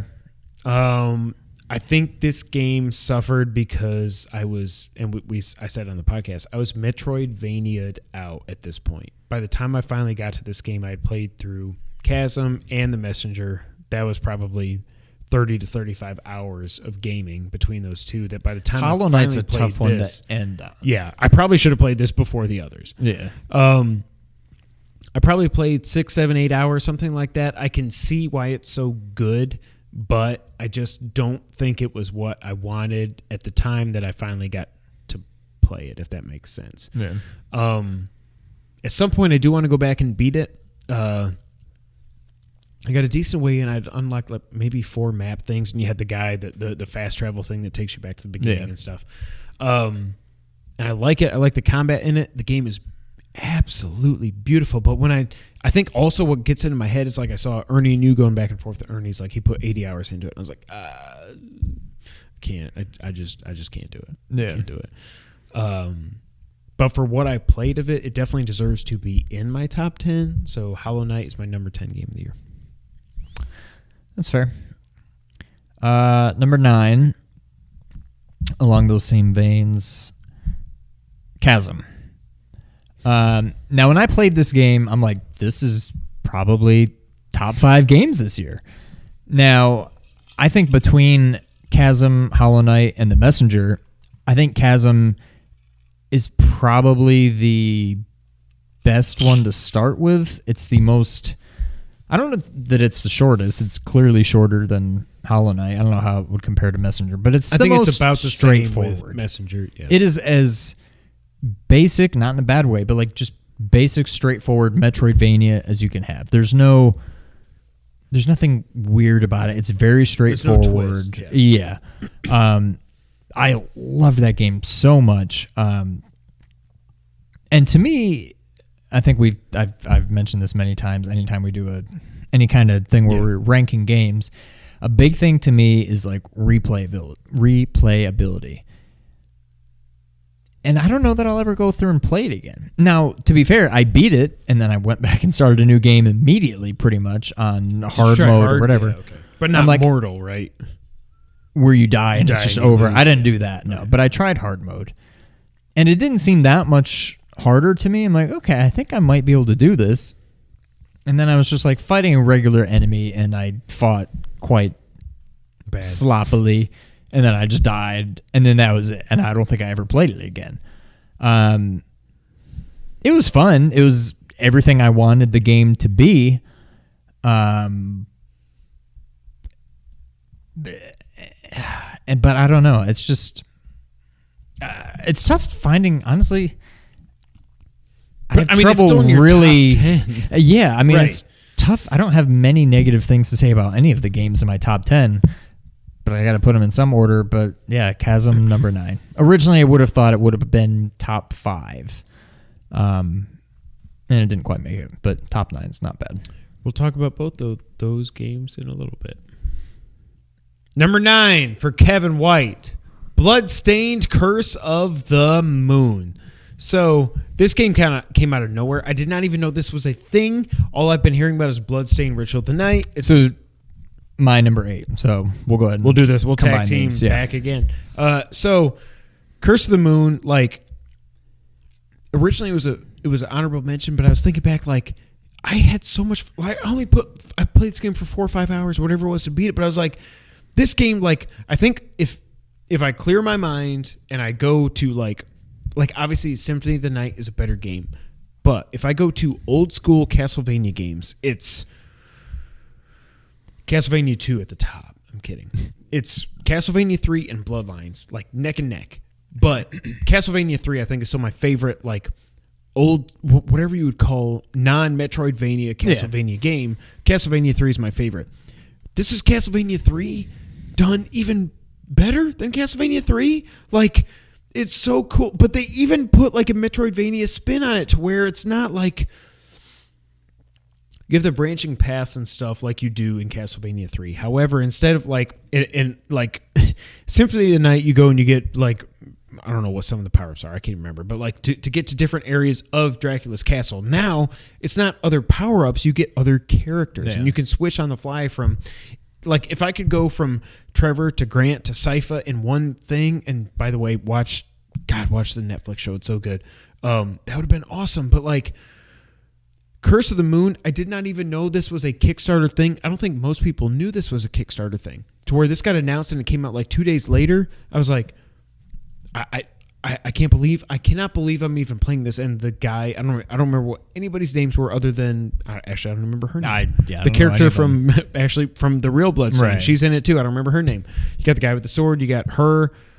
You got a guy like with the alchemist guy who like and you got the guy who's got the fire stuff around him and stuff, and then you got the Alucard guy who does the exact same attack and goes boom, like that's the exact same attack from Castlevania 3. I love this game, and it's like, no, this is not an honorable mention. This game deserves to be in my top 10, and I freaking love Curse of the Moon. What do you think about Curse of the Moon? I was on the fence about comparing it to Castlevania 3, but you've already done it. Maybe it's better. I don't know. I think it's just like I think maybe I'm crazy. I but feel it's like it's sacrilege to say, but I mean it's Castlevania 3.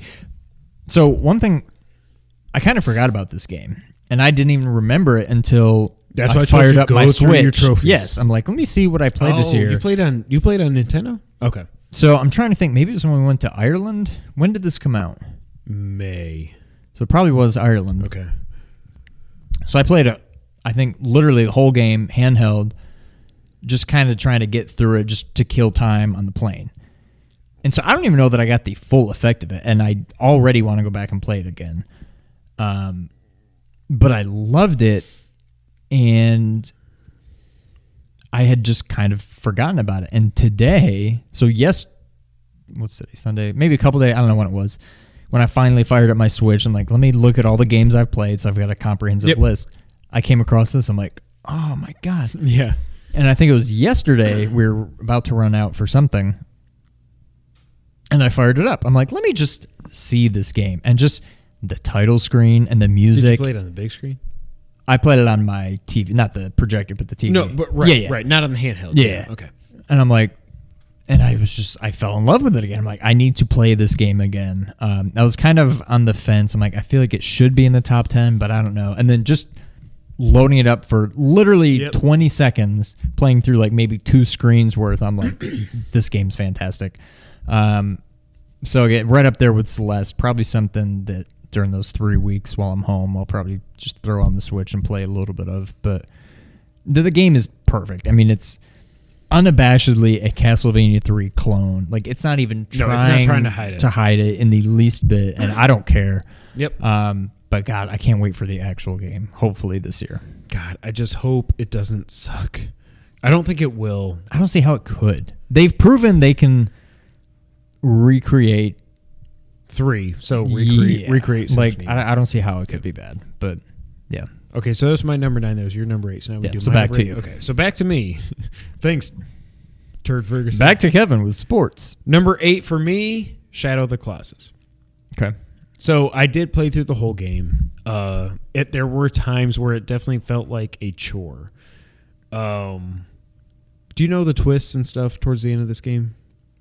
I don't remember. I think I looked it up a long time ago. Back when I had kind of just gotten to the point where I'm like, I'm probably never going to play this game. Oh, I finally looked up Trico. Are you just not going to get that game?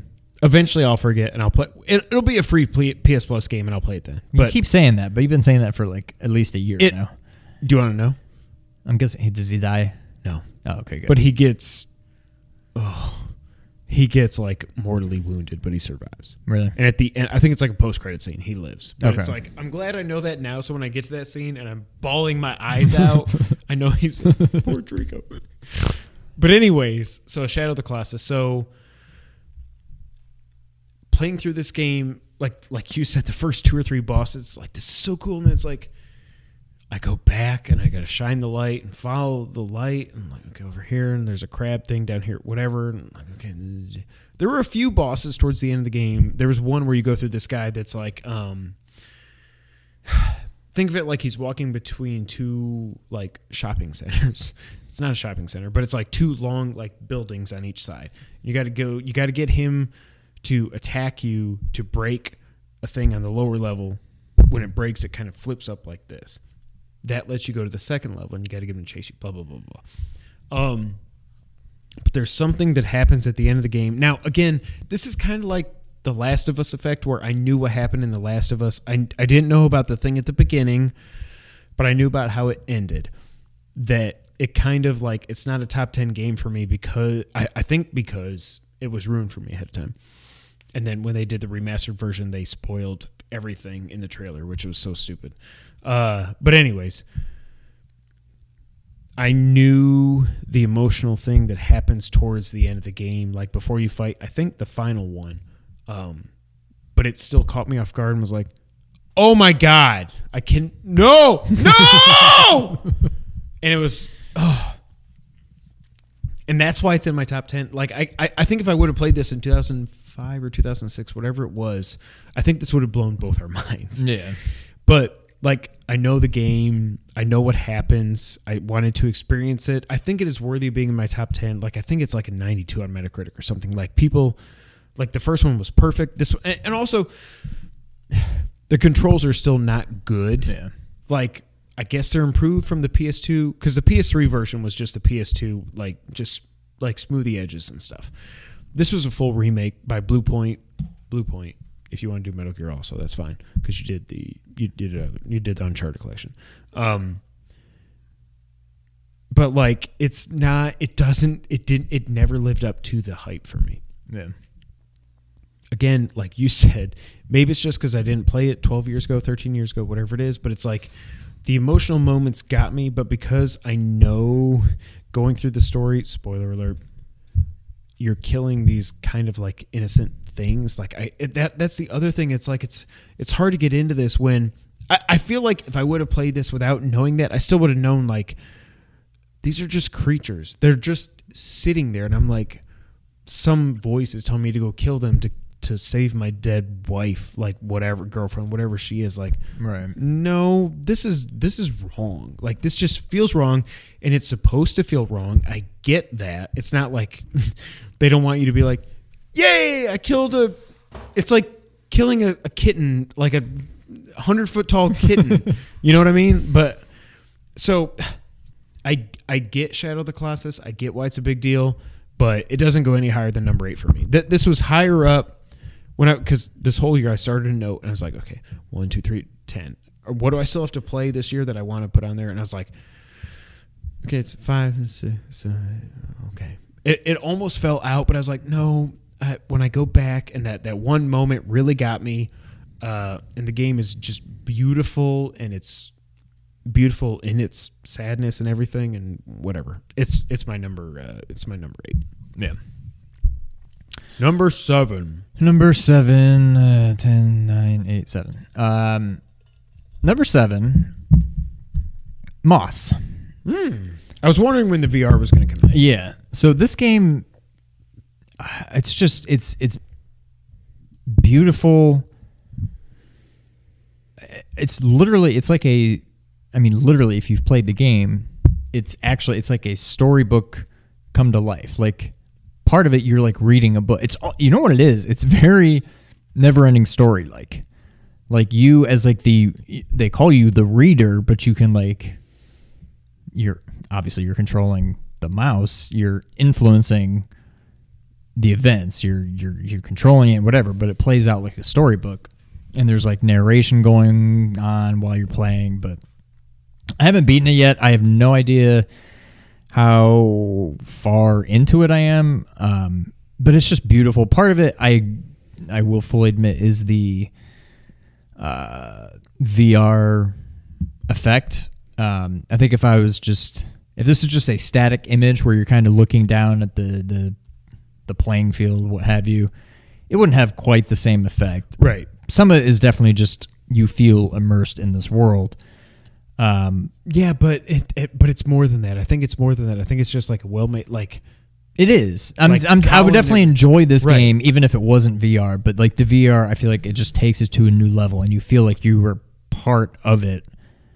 Which I guess, that's the whole idea behind VR, but it's just done so beautifully, and it's not like photorealistic, but it's pretty realistic looking, and you're just this little mouse, and she's so cute, and it's just like she knows you're there, and if you're stuck and you just stop moving, she looks at you, and she can't talk, but she'll be like, squeak, hey, me. I gotta go fight the bad guys. Yeah. Like she'll tell you like, oh, if you gotta like put, you can't even push, but like she might tell me, hey, you gotta push that thing off the edge and then something will happen. And she like kind of talks to you, but she's just like squeaking and like gesturing. It's so cute, but it's so much fun. I'll beat it eventually. I can't imagine it's that long of a game. Yeah. Like I would think I'm probably halfway through, maybe more. I don't know. But it's just very well done. It's very never-ending story. Like, oh, wow. And, it's so good. I love it. I can't wait to beat it. But number 7, Moss. You want to know something that's not good? We have our first image of Dr. Robotnik. What in the hell? Jim Carrey, why? Why is this movie happening? I'm not going to remember to put the image in. Just Google Dr. Robotnik poster, whatever it is. What the hell? Why? Sonic's muscular blue furry legs. Looks like, who's the guy? I think you follow him on Instagram too. He does all like the movie Orioto. No, not that guy. He does all like the movie. Boss Logic. Yes, that's what that looks like. It looks like a fan made. Like this doesn't look like this should be a real thing. Wait a minute. Black Panther won the Golden Globe for Best Motion Picture. Really? Dude, come on, man. Holy crap. Good for them. But it's... What? Not. It's not.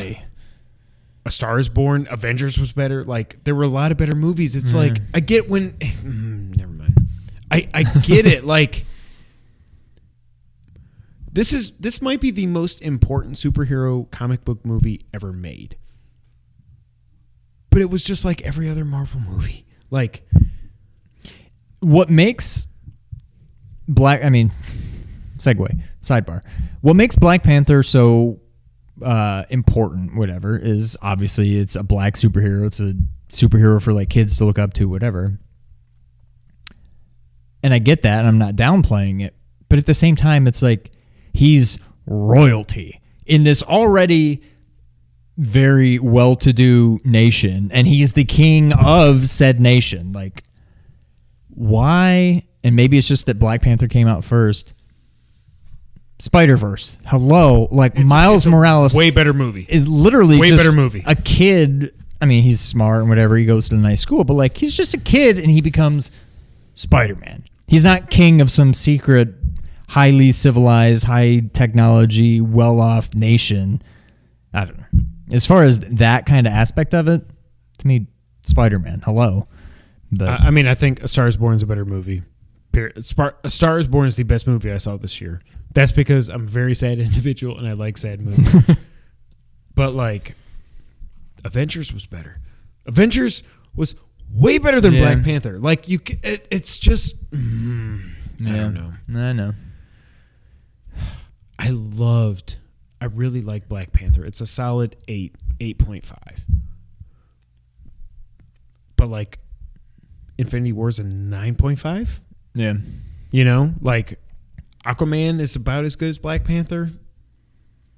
Sorry, but it is. Like, I don't know. And Spider-Verse is better than all of them combined. Yeah. Whatever. I don't care.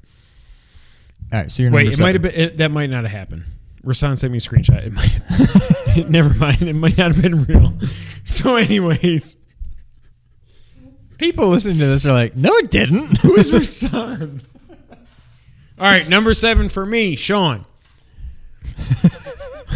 Way higher than I thought it would have been. Obviously lower than you had it. Still, though, number 7, Super Smash Ultimate. So you'll hear us gush about this if you go back to the Let's Play from earlier this week. Monday, Tuesday. I don't know when hopefully Monday. We'll see. I've crapped on this series as long as we've had a podcast. Yes. And before that too, but nobody was there to listen. Super Smash Brothers Ultimate it's so much fun. Like, I still say, as I said in the Let's Play, and maybe on here too, it's not a fighting game. I still hold true to that. It is not a traditional fighting game, but it is a very fun game. And it is, I don't know if it's party. I don't know what you would call it. Like, when we 1v1 each other, it's not like you can call it a party game, but it's like Nidhogg is not a Nidhogg. It's Nidhogg.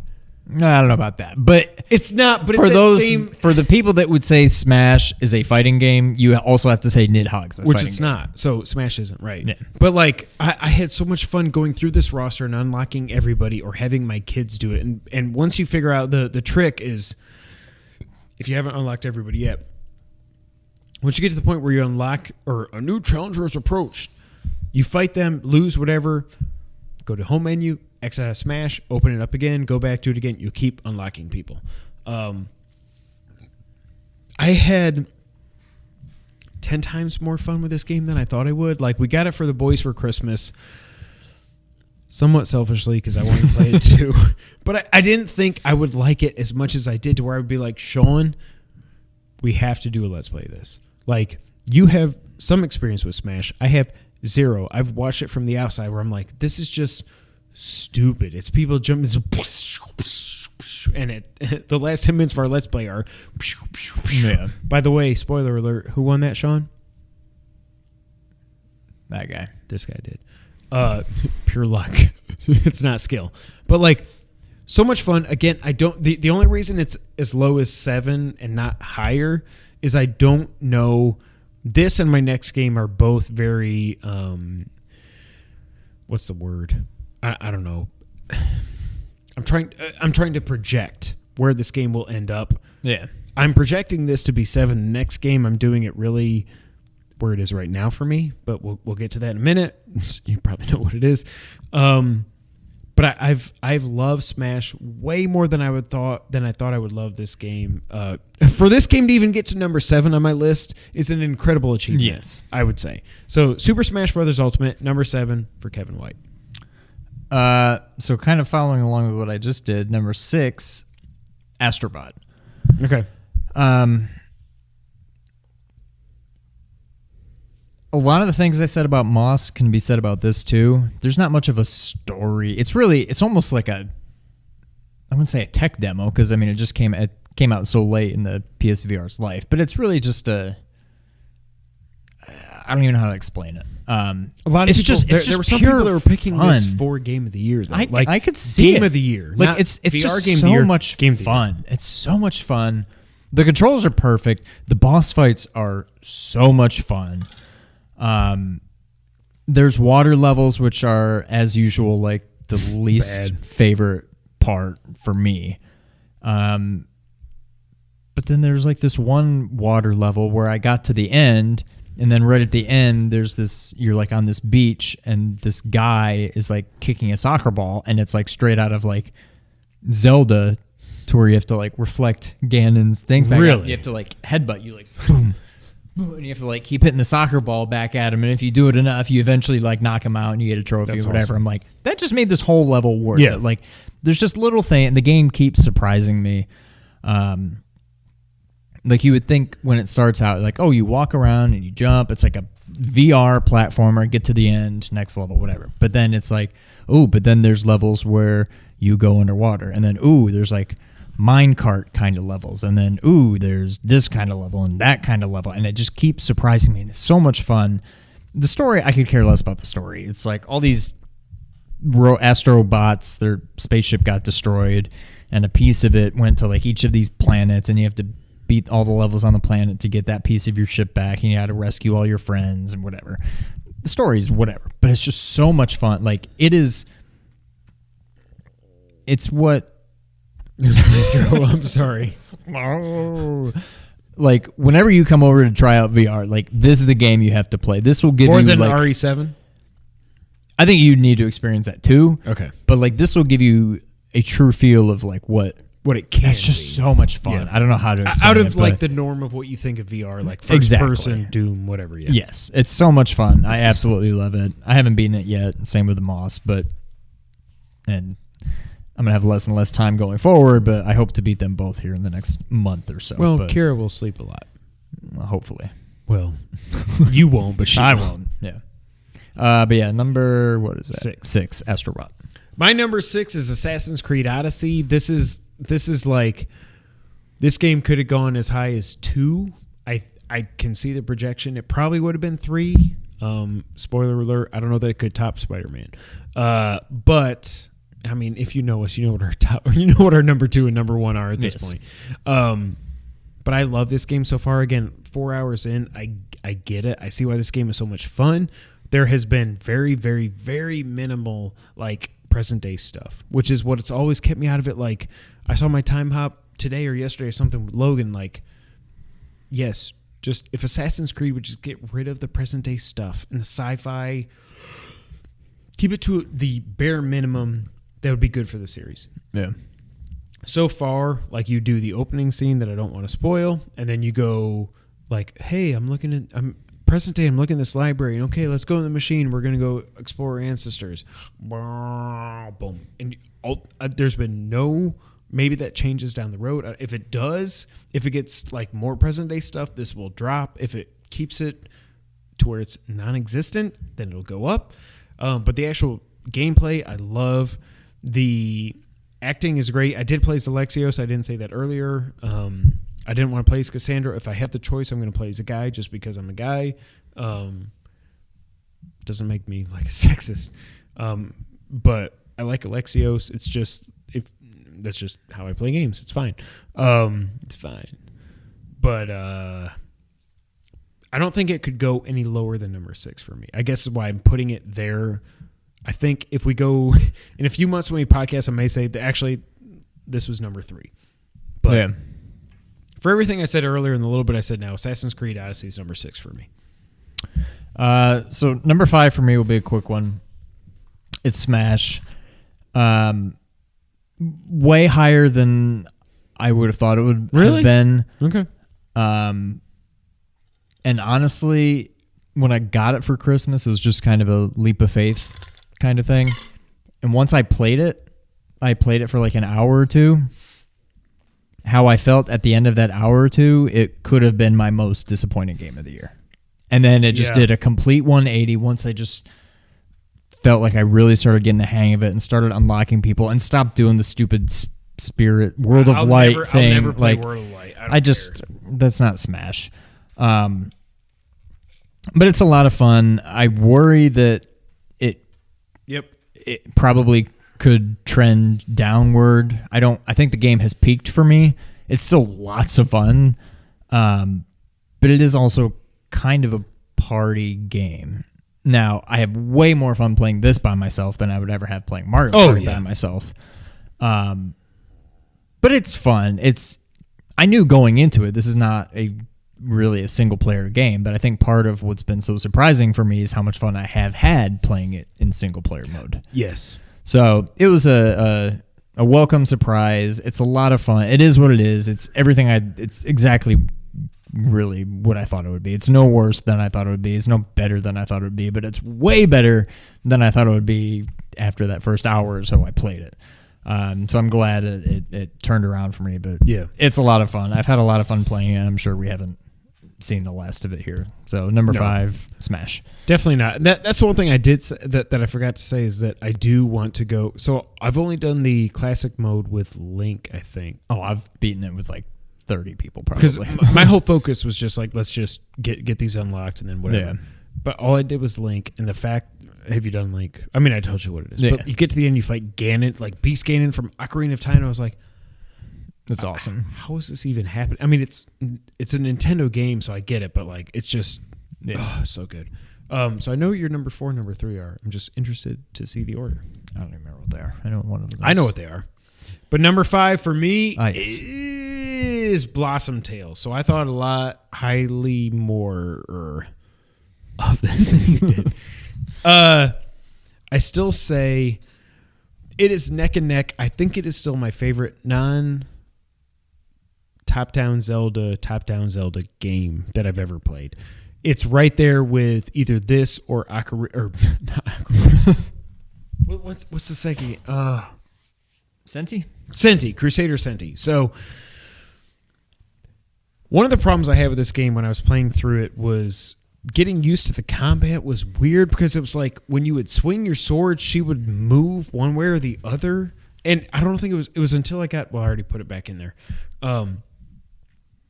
Until I played this game with my 8-bit Do controller, for some reason, that felt right. And somehow I started to get the feel of the combat and how she would move when she swings her sword. Yeah, and she spins around, whatever.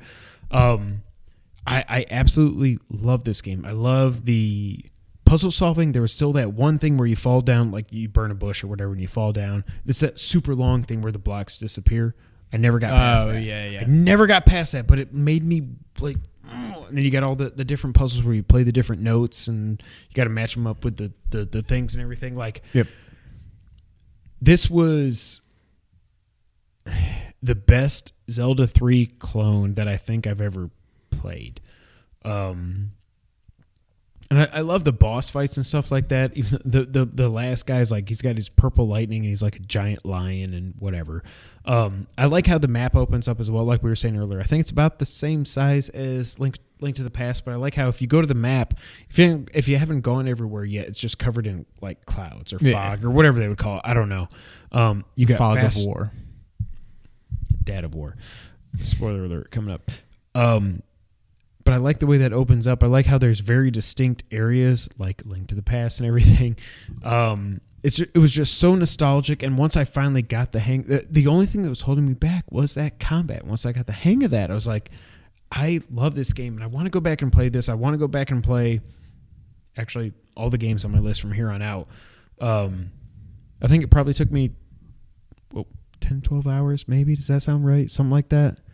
I don't remember it being that long, but maybe. I would have thought like 7 or 8. Maybe, yeah. And I didn't 100%. I didn't get all the heart containers. I didn't get all the different puzzles solved and all that stuff. But Blossom Tales to me was a great Zelda clone. And to me, it is my number 5 game of the year. Sean. Number 4. All right. Number 4, very, very welcome surprise on my top 10 list, The Messenger. It is also my number 4. So let's just nerd out. So I played this. I think I did this in the correct order because Chasm was a nice, like, kind of appetizer for these 3 Metroidvanias. And then it was like the main course was Hollow Knight. And it was just fantastic. by far the biggest, most involved game. And then it was nice to come back to The Messenger afterwards and just be like, this is just much more, it's just much more easy to take. And I think if I had done Messenger, Hollow Knight, Chasm, it would have kind of been similar, but it wouldn't have had the same effect. I think Messenger is definitely a better game. But I like that game a lot more than I thought I would. And I knew I would like it because it's Metroidvania and it's like Ninja Gaiden looking, it's retro, whatever, like perfect. Like that checked all the boxes. I love it already. But I liked it a lot more than I thought I would. And there's DLC coming, right? I cannot wait. 3 new levels, for free. Yeah. So, I don't know. And like you've said multiple times, the music is just fantastic. Like one of the best soundtracks, I think, in a while. I mean, it's just that 8-bit or 16-bit like MIDI perfection. It's just I prefer awesome. the 8, but yeah. Yeah, I think I do too. But what was always weird to me, and I think I mentioned this when we were talking about it, I don't know if we ever did an actual review. I'm sure we talked about it on a podcast at some point. Or maybe it was all off air. I don't know. When I first went from, spoiler alert, when the change happened. You know at this point, yes. When the change happened, it didn't even really, like I didn't notice. I knew it looked different, but I'm like, I couldn't put my finger on it. And I knew like what it Zelda was 1 because, to Zelda 3. Yeah. Right. But until you start going back and forth between them, I'm like, oh, wow, that's what that looked like before? And it just blew my mind. It wasn't really in the sprites. It was more in everything else. It was like the backgrounds mainly. But such a fun game. I mean, it's just... The only thing, and I'm trying to picture... I can't, off the top of my head, I don't really remember many boss fights. I mean, I know there were boss fights. I can't think of what any of them were. There was the leaf To me, it's guy. like the boss fights weren't... Oh. There was the purple cloak guy. I remember him. I don't remember much about the fight. I remember enjoying the boss fights, but for whatever reason... This guy where you got to jump up and then, The one where you're like cannonballing across, like that fight I remember. Oh, it was like a butterfly thing. That thing was a lot of fun. It was sucked. Oh, yeah. It's just... Now that I think about it, the boss fights were perfect. The music was perfect. The gameplay was perfect. It was just such a fun game. What do you think? Putting it number 4 for me was a struggle. We'll talk about that when we get to number 3. It has the best soundtrack since Shovel Knight, and it's not even close to me. Like, I think it's the jungle. There's no point because I can't do it. It's like been stuck in my head ever since I played that game. And it was so frustrating to me. Like, I remember this came out when we were in Geneseo, when we went up to Geneseo and then Syracuse. Okay. And on the way up there, I was like, the game's out today. Why can't I download this thing? Come to find out, on Switch, it's not like you can play games at midnight. You have to wait until 12 Eastern, I think it was. So I was sitting in the airport waiting to fly up there. I'm like, and airport Wi-Fi is horrible. But it was like, when I finally got it, I played up there. I was like, this is great. This is the best Ninja Gaiden game ever made. It's better than 1. It's better than 3. Yeah. Like, it's not even close. The reason I think I put it... Computer made a weird noise. We're over 2 hours. I think it went to 4 instead of 3 for me because there's some when the switch happens again. That's better. It gets very obtuse. Now, I had done the whole thing where you can farm the crystal thing to whatever. So once I figured out I could just buy hints like, okay, go here, then go here, then go here. Like, cool. But it's like, I think that's what held it back is that it just gets obtuse, and it's like the pacing just like completely goes from like, yes, this is awesome to boom. And it just kind of slows down. And I think that's what held it back for me.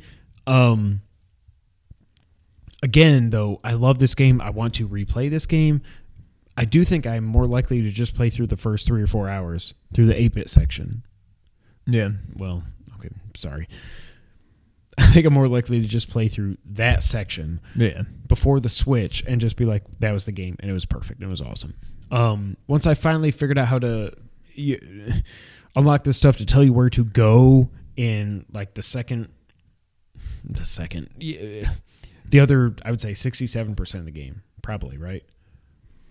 Or 70%. Probably, yeah. Once you figure that out, if you can buy the hints for 300 crystal shards, whatever they are. Yeah, time shards, that's what they're. But like the game was so difficult, and there were times where I was like, if I played a lot of this game on the way to Geneseo, in Geneseo, on the way back from Geneseo, and then going up to Boston when I was shipping up to Boston. Yes. To where playing this, I don't know if you played this handheld a lot or if you just played it mostly on the TV. I played mostly on the TV. This is one of those where I'm like, they should have designed the Joy-Con better. Like they designed the Joy-Con to work for taking the Joy-Cons off. They did not design them to work for playing on the Switch. Yeah. But it's also how I feel like when I played the 3DS for a long time, that it's like, this is starting to hurt my hands. Your and hands I'm just just like, kinda the cramp claw. up. Yeah. And that's how, especially with some of these platforming sections that are just ridiculous, like, but they're ridiculous, but fair. And when you beat them, I'm just, yeah, I did it. Like some of those where you're going over just like, there's just things you got a grappling hook, and there's nothing below you grapple, and then there's like a floating ghost lady thing, and you got to slash her and then do a double jump and then grapple and whatever. So rewarding when you finally get through it. I love this game. I wanted it to be my number 3, but at the end of the day, I had to put it number 4, The Messenger. Again, seriously, like go to YouTube and just search The Messenger OST, and just, if you like old school games, you'll be in heaven just listening to that. Yeah. My number 4. Number 3, Sean. So number 3 is Hollow Knight. I think what really stood out to me about this game is usually I look at Metroidvanias, whether it's Chasm or The Messenger or what was the one? Shadow Complex. Yeah. And honestly, to a lesser extent, but somewhat still, Symphony of the Night. I usually look at them as just kind of mindless, like I'll just pick it up and play it, and there's no doubt in my mind that I'm going to beat this game. I know how these games work, and I go through because it's fun, and I know there's going to be fun boss fights and whatever, and you get upgrades, which is fun because then you can do more and whatever. Hollow Knight, I felt like really was more challenging than probably any Metroidvania game maybe I've ever played. Yeah. Like all the other ones, even going back to like Super Metroid, now that I've evolved. I've grown up. Like when I first played Super Metroid, I'm like, this game's impossible. Like how could anybody beat? And now looking back, I'm like, it's really actually pretty easy.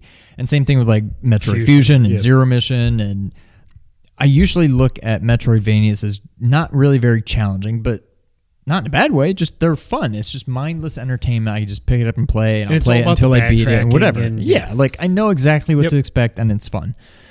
And while Hollow Knight kind of followed that same script, it was a huge world. And what I didn't like at first, I can kind of see the positive side of it, where they don't give you that map where I'm on this square of the map. Right. You just see it's almost like a hand-drawn version of the map, and you're like, well, you're here. And you can kind of make out where you are compared to the whole map, but it's not like every screen is like a square. If you don't have your little bunny symbol on the map, you don't know exactly. Yeah. But it was just so much fun. The story was fun. The art style was fantastic. It was very challenging. Like very, very. It's Bloodborne.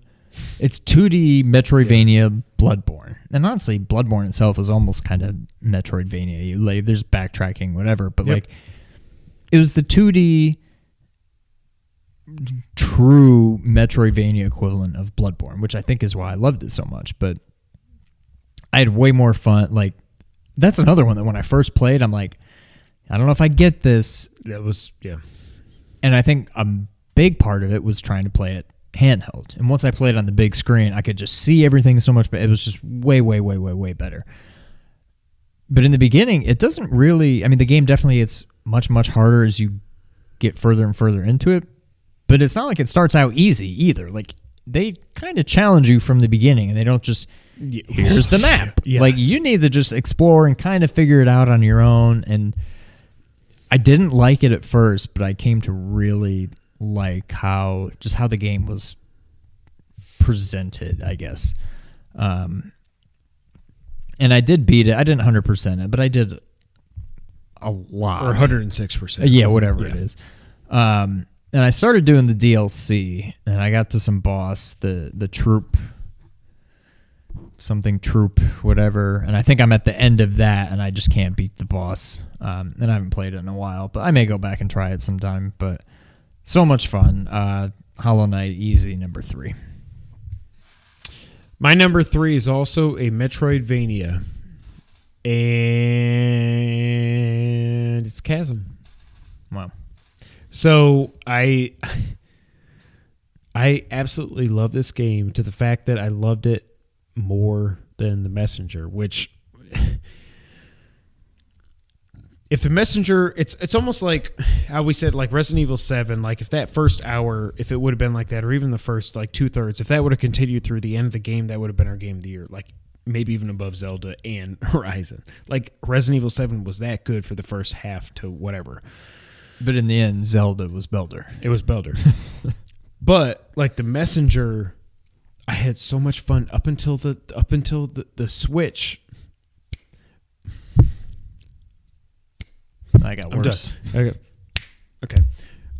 Why'd you punch Mine was the even microphone? worse. No, I snapped, but it was even worse than yours. Swap.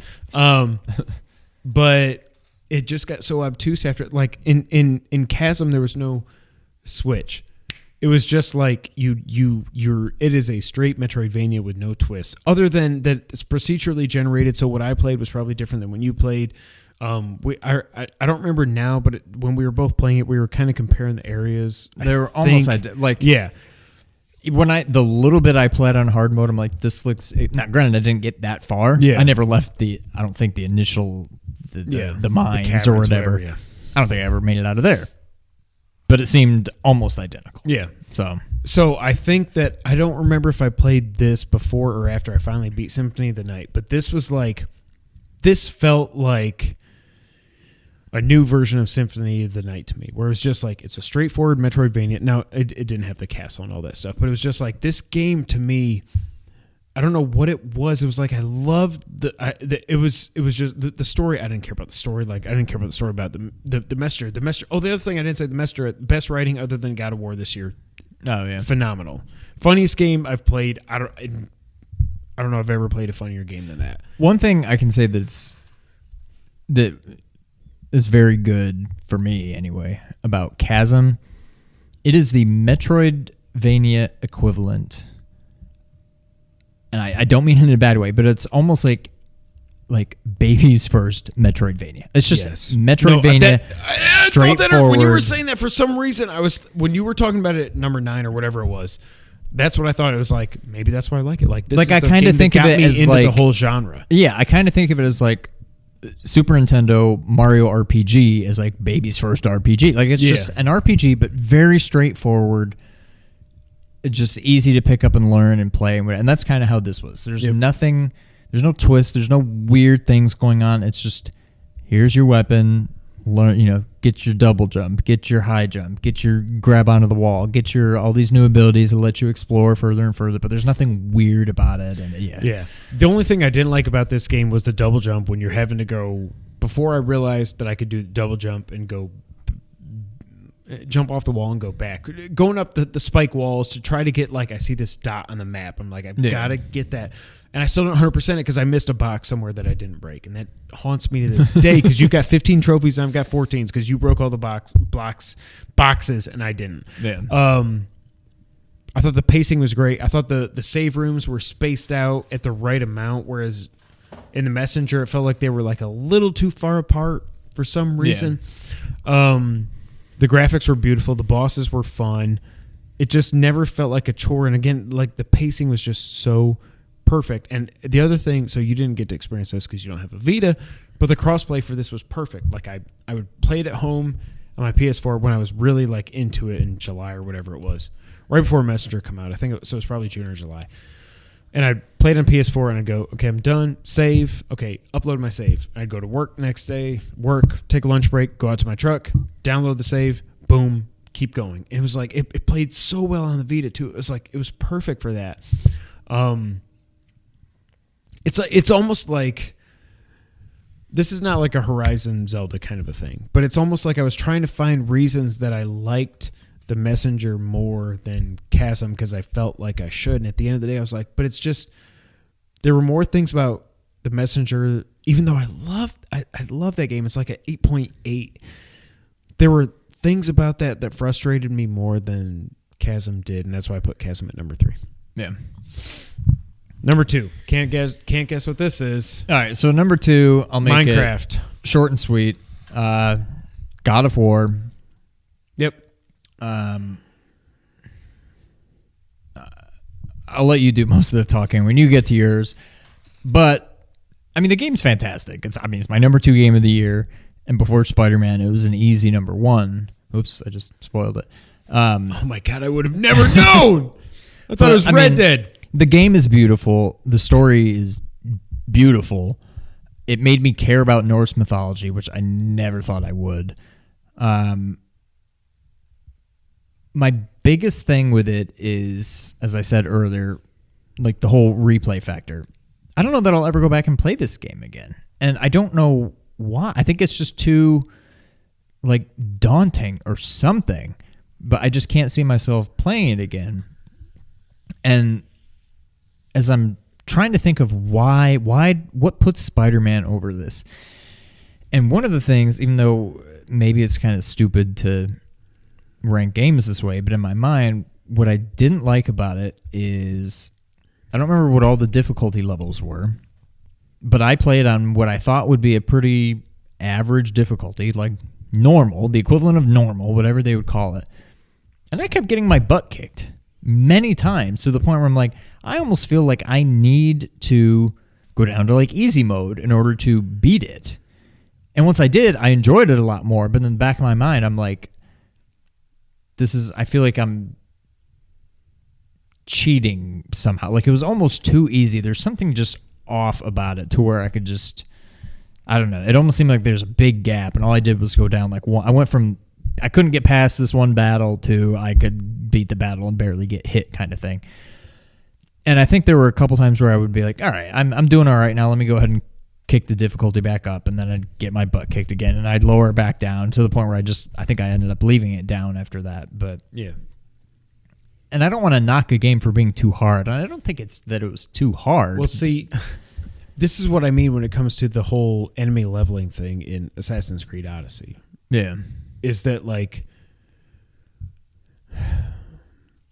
you feel accomplishment when you beat those enemies in God of War, whereas in Assassin's Creed it's now like they're level 2 and you're level 2, and you might not be as skilled as they are, but you have a chance. But then it's like once you level up, they level up too. Like no, like the whole point of leveling up is like that defeats the purpose of leveling up. That's why it was so good in God of War. That's like you level up.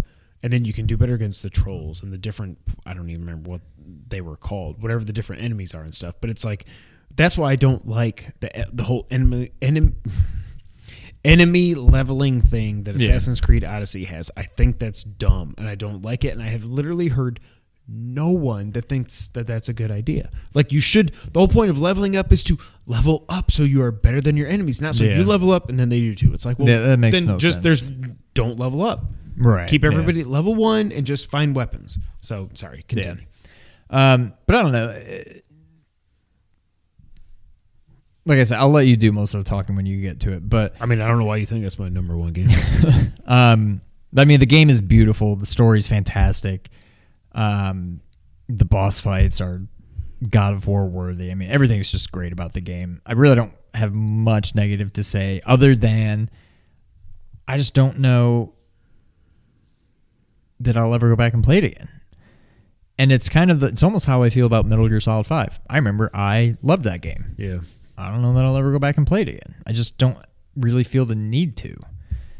And regardless of why that is, and I can't put my finger on it for Metal Gear Solid or for God of War or for a number of games, To be honest, Breath of the Wild included. It's I think it's just that it's just yeah. And I don't like that about it, Raymond. So I mean, to me, that's the biggest knock on the game for me, and that's why it's my number 2. The one thing I will say, so Shinobi on Twitter has been replaying it, and he's been putting up all these screenshots. I'm like, oh my god. My response looking at this is like, I have got to play this. I should just stop playing Assassin's Creed and play through God of War again. Yeah. Not that it's going to be on my list. You never know. But let's talk about number 2 game, and then I will hand it off to you. My number 2 game is Spider-Man PS4. It's just like any other year. Let me think. What? Any other year, this would have been my game of the year. Like, I would rather play this game front to back with doing all the platinum BS 10 times than play Red Dead once. Like, yes. This game is so much fun. Like, I didn't play Spider-Man on PS2, so I don't know, or I think it was Spider-Man 2 is the big one that they compare it to, but like, I don't know how web slinging's supposed to feel, but like, it can't feel any better than it did in this game. There's no way. Like, it's awkward at first. Like, I remember the first time I was doing it and watching the boys play it for the first time, they were like, it was like Miles in Spider-Verse. Like, I'm still holding on to it. I don't know to double tap or whatever it was in Spider-Verse. Like, I love it. I love the story of an older Spider-Man an older Spider-Man that we have never seen in the movies. It's always been like, let's do Uncle Ben again and let's do the goblins back and blah, blah, blah. But this is like, it's kind of like, it's not really, but it's kind of like Batman in like Dark Knight Rises, except Spider-Man has not been like in exile. You know what I mean? Like he's seasoned. He's been doing this for 8 years, I think, in Spider-Man. It's awesome. I love it. And Yuri Lowenthal, God, he was so good and he got freaking robbed. Like the fact that I wanted Yuri Lowenthal to win for best performance over Chris Judge for Kratos tells you something. Like, he became the Spider-Man. Like, he was so good. Now, it was still confusing. The cop should have had a different name so that her name also wasn't Yuri. I don't know if that's from the comics or whatever, but that was just, it kept, like, confusing me.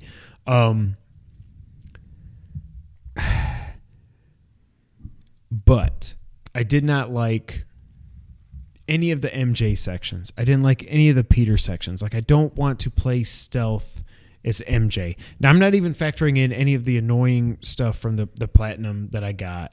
Like, that stuff all sucked. I can't take anything against the game for that, though, because that was just me trying to get the 100%, get the platinum trophy. So I'm going to do 100,000 gang, like, side quest, whatever it is. The difference to me with this game and my number 1 game is my number 1 game, there was literally nothing in the main game that I didn't like. Like, I loved it all. I loved every second of it. I'm super connected to that character. We'll get to that in a minute. But it's just, for this, it was like, it was really the stealth sections that's not Spider-Man to me. That's Batman. That's not Spider-Man. Spider-Man is all the other action sequences in that game. Like, that's Spider-Man. He's flipping. He's doing this.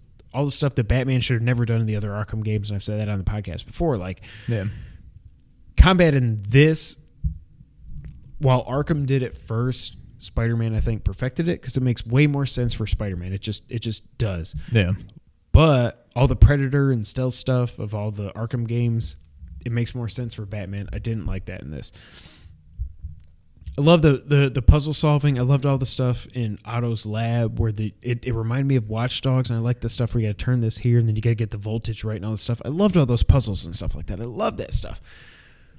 And the second, it's not really the second act. I guess it's really the third act of this game is just balls to the wall, freaking awesome. And the final boss fight is so and then the ending of this game, oh my god. Like, the last hour of this game is easily a 10 out of 10.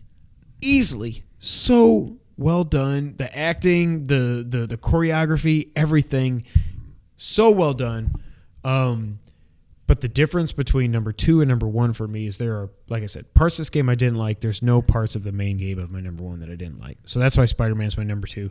It's like a 9.5, I would say, honestly. Yeah. Like it's right up there, but my number 1 is a 10 out of 10. So Sean, tell me about your number 1. So number 1. No idea what it could be. Spider-Man. Shocking. So I'm curious, do you not like playing as MJ? Like,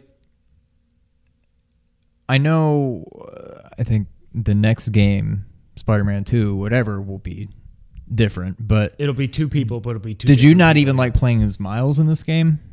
The Miles section I loved. But I think it was more about the story around him that was happening. Okay. MJ, like, okay, she's in the museum. It's like, okay, swing over here. Then you switch to Spider-Man. It's like, okay, this is what I don't take me out of being Spider-Man. Like, so it like the Spider-Man. However, I assume this will be a trilogy, maybe more. Who knows?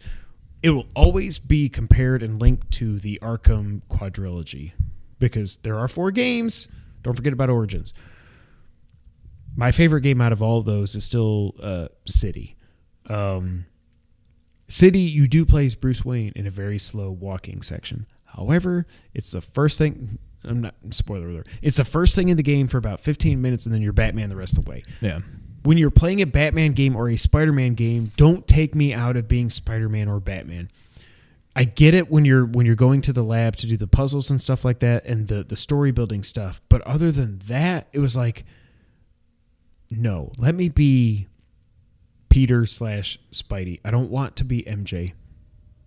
I just don't. I didn't like it at all. Yeah. So to me, the big thing, I mean, the gameplay is just perfect. And even though I think God of War is probably a longer game, I don't know. I really don't know. They're probably, I mean, they're at least similar in scope. They're pretty similar, yeah. I had no qualms about starting this game over, and I have started it over. And then I went and ended up doing the DLC. Yeah. I 100%ed those, and now I'm starting to think, maybe on this the second playthrough, yeah, okay, maybe I will get the platinum. I don't know, I might, but I'm having so much fun playing through it again, just as much as I did the first time. And I mean, the story is great, the voice acting is great. It's so much fun, just swinging around New York City, and like you said, like, I guess I don't know how web slinging should feel. But this feels right. Like, yes. It's just done so perfectly. Yep. It's so much fun just seeing the city and just flying around, even if I'm not doing anything. And just going to the top of, like, Avengers Tower and just jumping off and L3 it and just dive down and then, thwip and release and thwip and release. It's just so much fun. Double click. And yeah, like you said, what I guess I would call like Act 3. I mean, the game is like a comic book come to life, but then Act 3 is almost like a comic book movie come to life. Yeah. Like, I don't think you would tell, I mean, you could tell that whole story in a movie, but games never translate to movies very well, at least on a 1-to-1. Right. The story's there, but they never play out that way. But the last, like, third of that movie, I mean, of the game, it's just very cinematic, and I mean the final boss, obviously, but it's just done so well. I love that they introduce Miles, and you can see kind of where it's going. I was very shocked by the final boss. I wasn't sure if that was going to happen in this game. I was thinking, they're already building towards that next one. Cool, this is going to be great. And then they just did it. I'm like, oh, God. There's been some people, Greg Miller, that have said this was like a paint-by-the-numbers Spider-Man story. And maybe it's just because I don't read the comics, you don't read the comics, that I didn't think that. I thought the story was fantastic. I thought I was the same way. I didn't know it was going to go that way. I thought maybe, I mean, you could kind of tell towards over halfway through the game, you're like, oh, you're the actual bad guy, not Mr. Negative, whatever. But I thought the story was fantastic. Yeah. Again, maybe it's because I don't read the comics. I don't know, but I thought the story was amazing. Yeah, I mean, I can see what he's saying. Like, it's just a very Spider-Man's a good guy. It's all the classic bad guys from Spider-Man.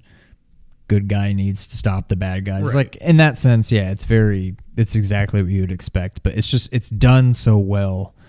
And honestly, when it comes down to it, the reason it's my number one game is it's just so much fun. I just have so much fun playing this game. Now, it was obviously helped by the fact that we had Avengers this year, and Spider-Man was a small part of it. Well, wait, was Homecoming this year? I mean, 2018? No, was that 2017? July 17. Yeah. So you had Avengers in 2018. Fantastic movie. Spidey's a small part of it, but he gives the whole, like, Mr. Stark, I don't feel so good. Like, probably the most memorable line from it. And then you have, I mean, then Spider-Man came out, but then you had Spider-Verse. Which Definitely helped reinvigorate. Like, that was the, whatever, Spark, that got me to start Spider-Man back over again. So, I mean, it was helped out by that. But even before that movie, I think it was still my number one. But it's just so much fun. I just have such a good time playing it, and I don't know. I won't say it's a far and away number one. Like, it's a 10 out of 10, and God of War was like a 7. Like, I mean, to me, Spider-Man's a 10, and God of War's a 9.5. Like, they're right, very close. But without a doubt, Spider-Man number one. I think the reason, like, when you say it's easier to think about going back and playing Spider-Man and you're playing Spider-Man again than it is God of War. I think God of War, just the actual story of God of War is more heavy. While the story is very simple, let's get these ashes from point A to point B, it's much heavier and dramatic than Spider-Man is, which would be my guess as to why it feels easier for you to play it again. But obviously my game of the year, my number one, is God of War. It's my third favorite game of all time. I haven't wavered in that. Like I said, there's no parts that I don't like. The combat is amazing. It's one of the best stories. Like I was just saying, it's a very simple story, but it's a very awesome story, like, ever told in a video game. And it's like, you add in, so Kratos, I've defended him longer than we've had this podcast. I think he's a great character. I think he has not had great stories around him, but I think Kratos is a great character. He's not just merch and Ares and Calliope and like all that. Like, he's more than that, but it's like, it wasn't even like I was listening to an interview Cory Barlog did the other day. It was from months ago when the game first came out, and he's like, people think Kratos' story was all about revenge, and it was. It's about getting vengeance and everything, but it's not what...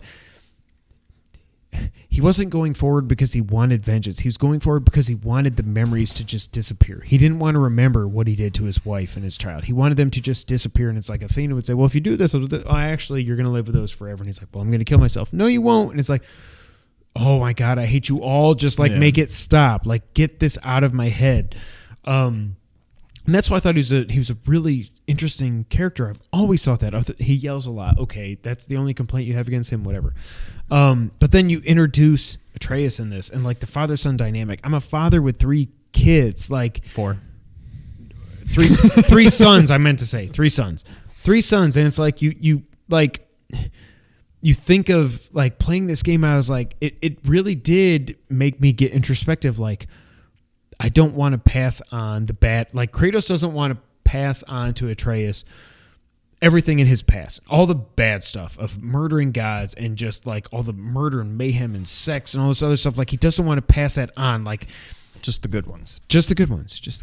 Like, he wants to pass that on. He doesn't want to pass on the bad stuff. And it has made, other than when I was playing through this game, I will say there's many times where I said to Casey or the others, I was like, don't be sorry, be better. Like, I literally said that, and I was like, oh my God, what is wrong with me? It's a video game. But it's like, but it's true. Like, and boy, I called him boy for a lot of the year because of Kratos. But like, it's just, it just adds so much to it, like a whole nother layer to Kratos that we didn't even think was there. And I went into the game like wanting to know, okay, Corey, I want you to tell me exactly how Kratos jumped off the ledge in God of War 3, leaving this blood trail behind, and somehow ended up in Scandinavia. And I think he's kind of hinted at it in interviews and stuff, but you don't find it out in the game. And I'm like, but that's okay. Like, we know it's Kratos. Like, he's got the giant scar from when Zeus ran him through, and we know it's him, and he never mind. It's like 8 months, and I still don't want to spoil that moment, which is okay. Mimir's awesome. Like, I didn't want to get out of the boat whenever he's talking. I was like, I'm going to sit here right next to the dock, and I'm not going to push triangle to get out and dock because I want to hear the rest of his story. Like, the dialogue in this game is best written game of the year, just above Messenger. The world just feels alive. Like, the different environments are so different. Like, the colors, well, like when you get like the turtle rock tree thing and how red the leaves are and stuff, and then you go up to the mountaintop where the snow is just beautiful, and I'm like, how did they make this in a video game? It's not open world. It kind of feels like it is, but it's still directed. It's like a semi-open world, I guess you would say. I don't know. The no-cut camera, I don't know how they did that to this day. Like, there's no cut until you get to the post-credit scene, which I won't spoil because it's freaking awesome. It has the best... I mean, it's not a moment because it's more a sequence. It lasts for like 10, 15 minutes. But I think it's my favorite sequence in any game in the history of video games.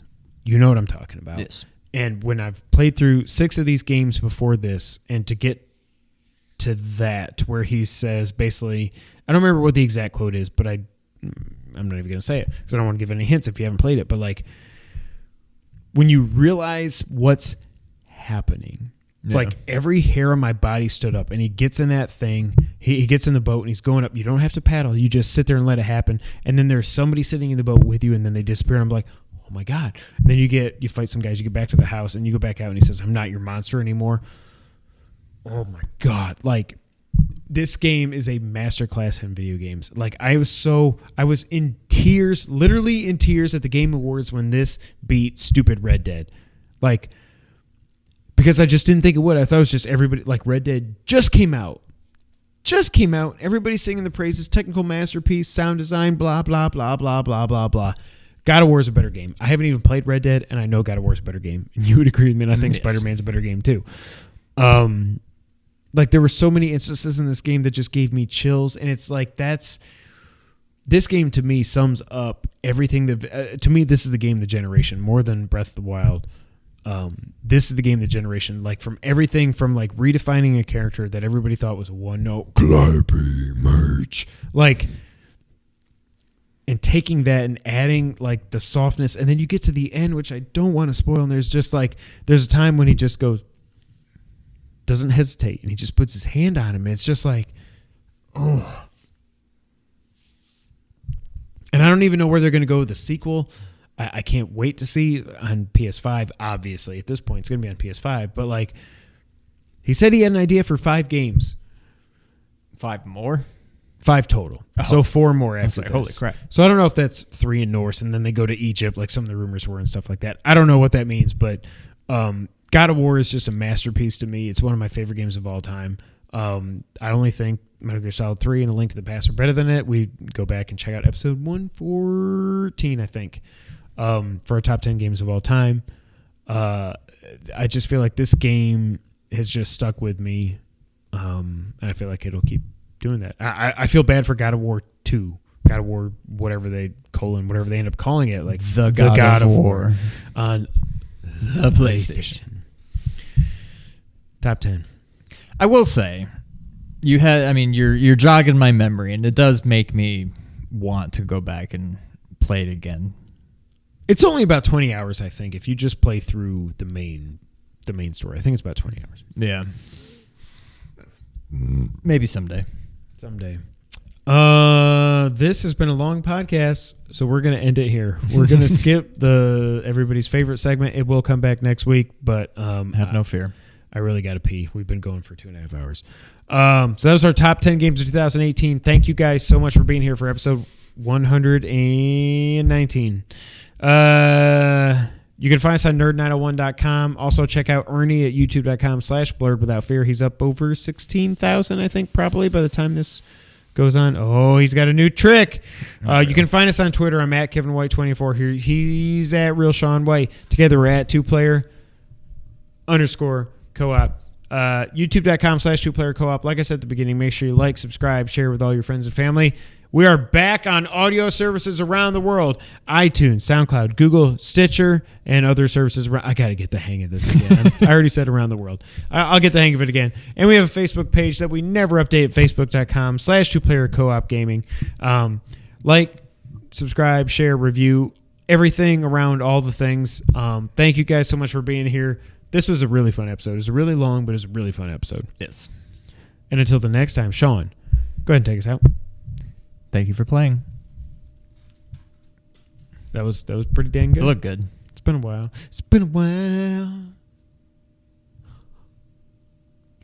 I can't snap. Bye, guys.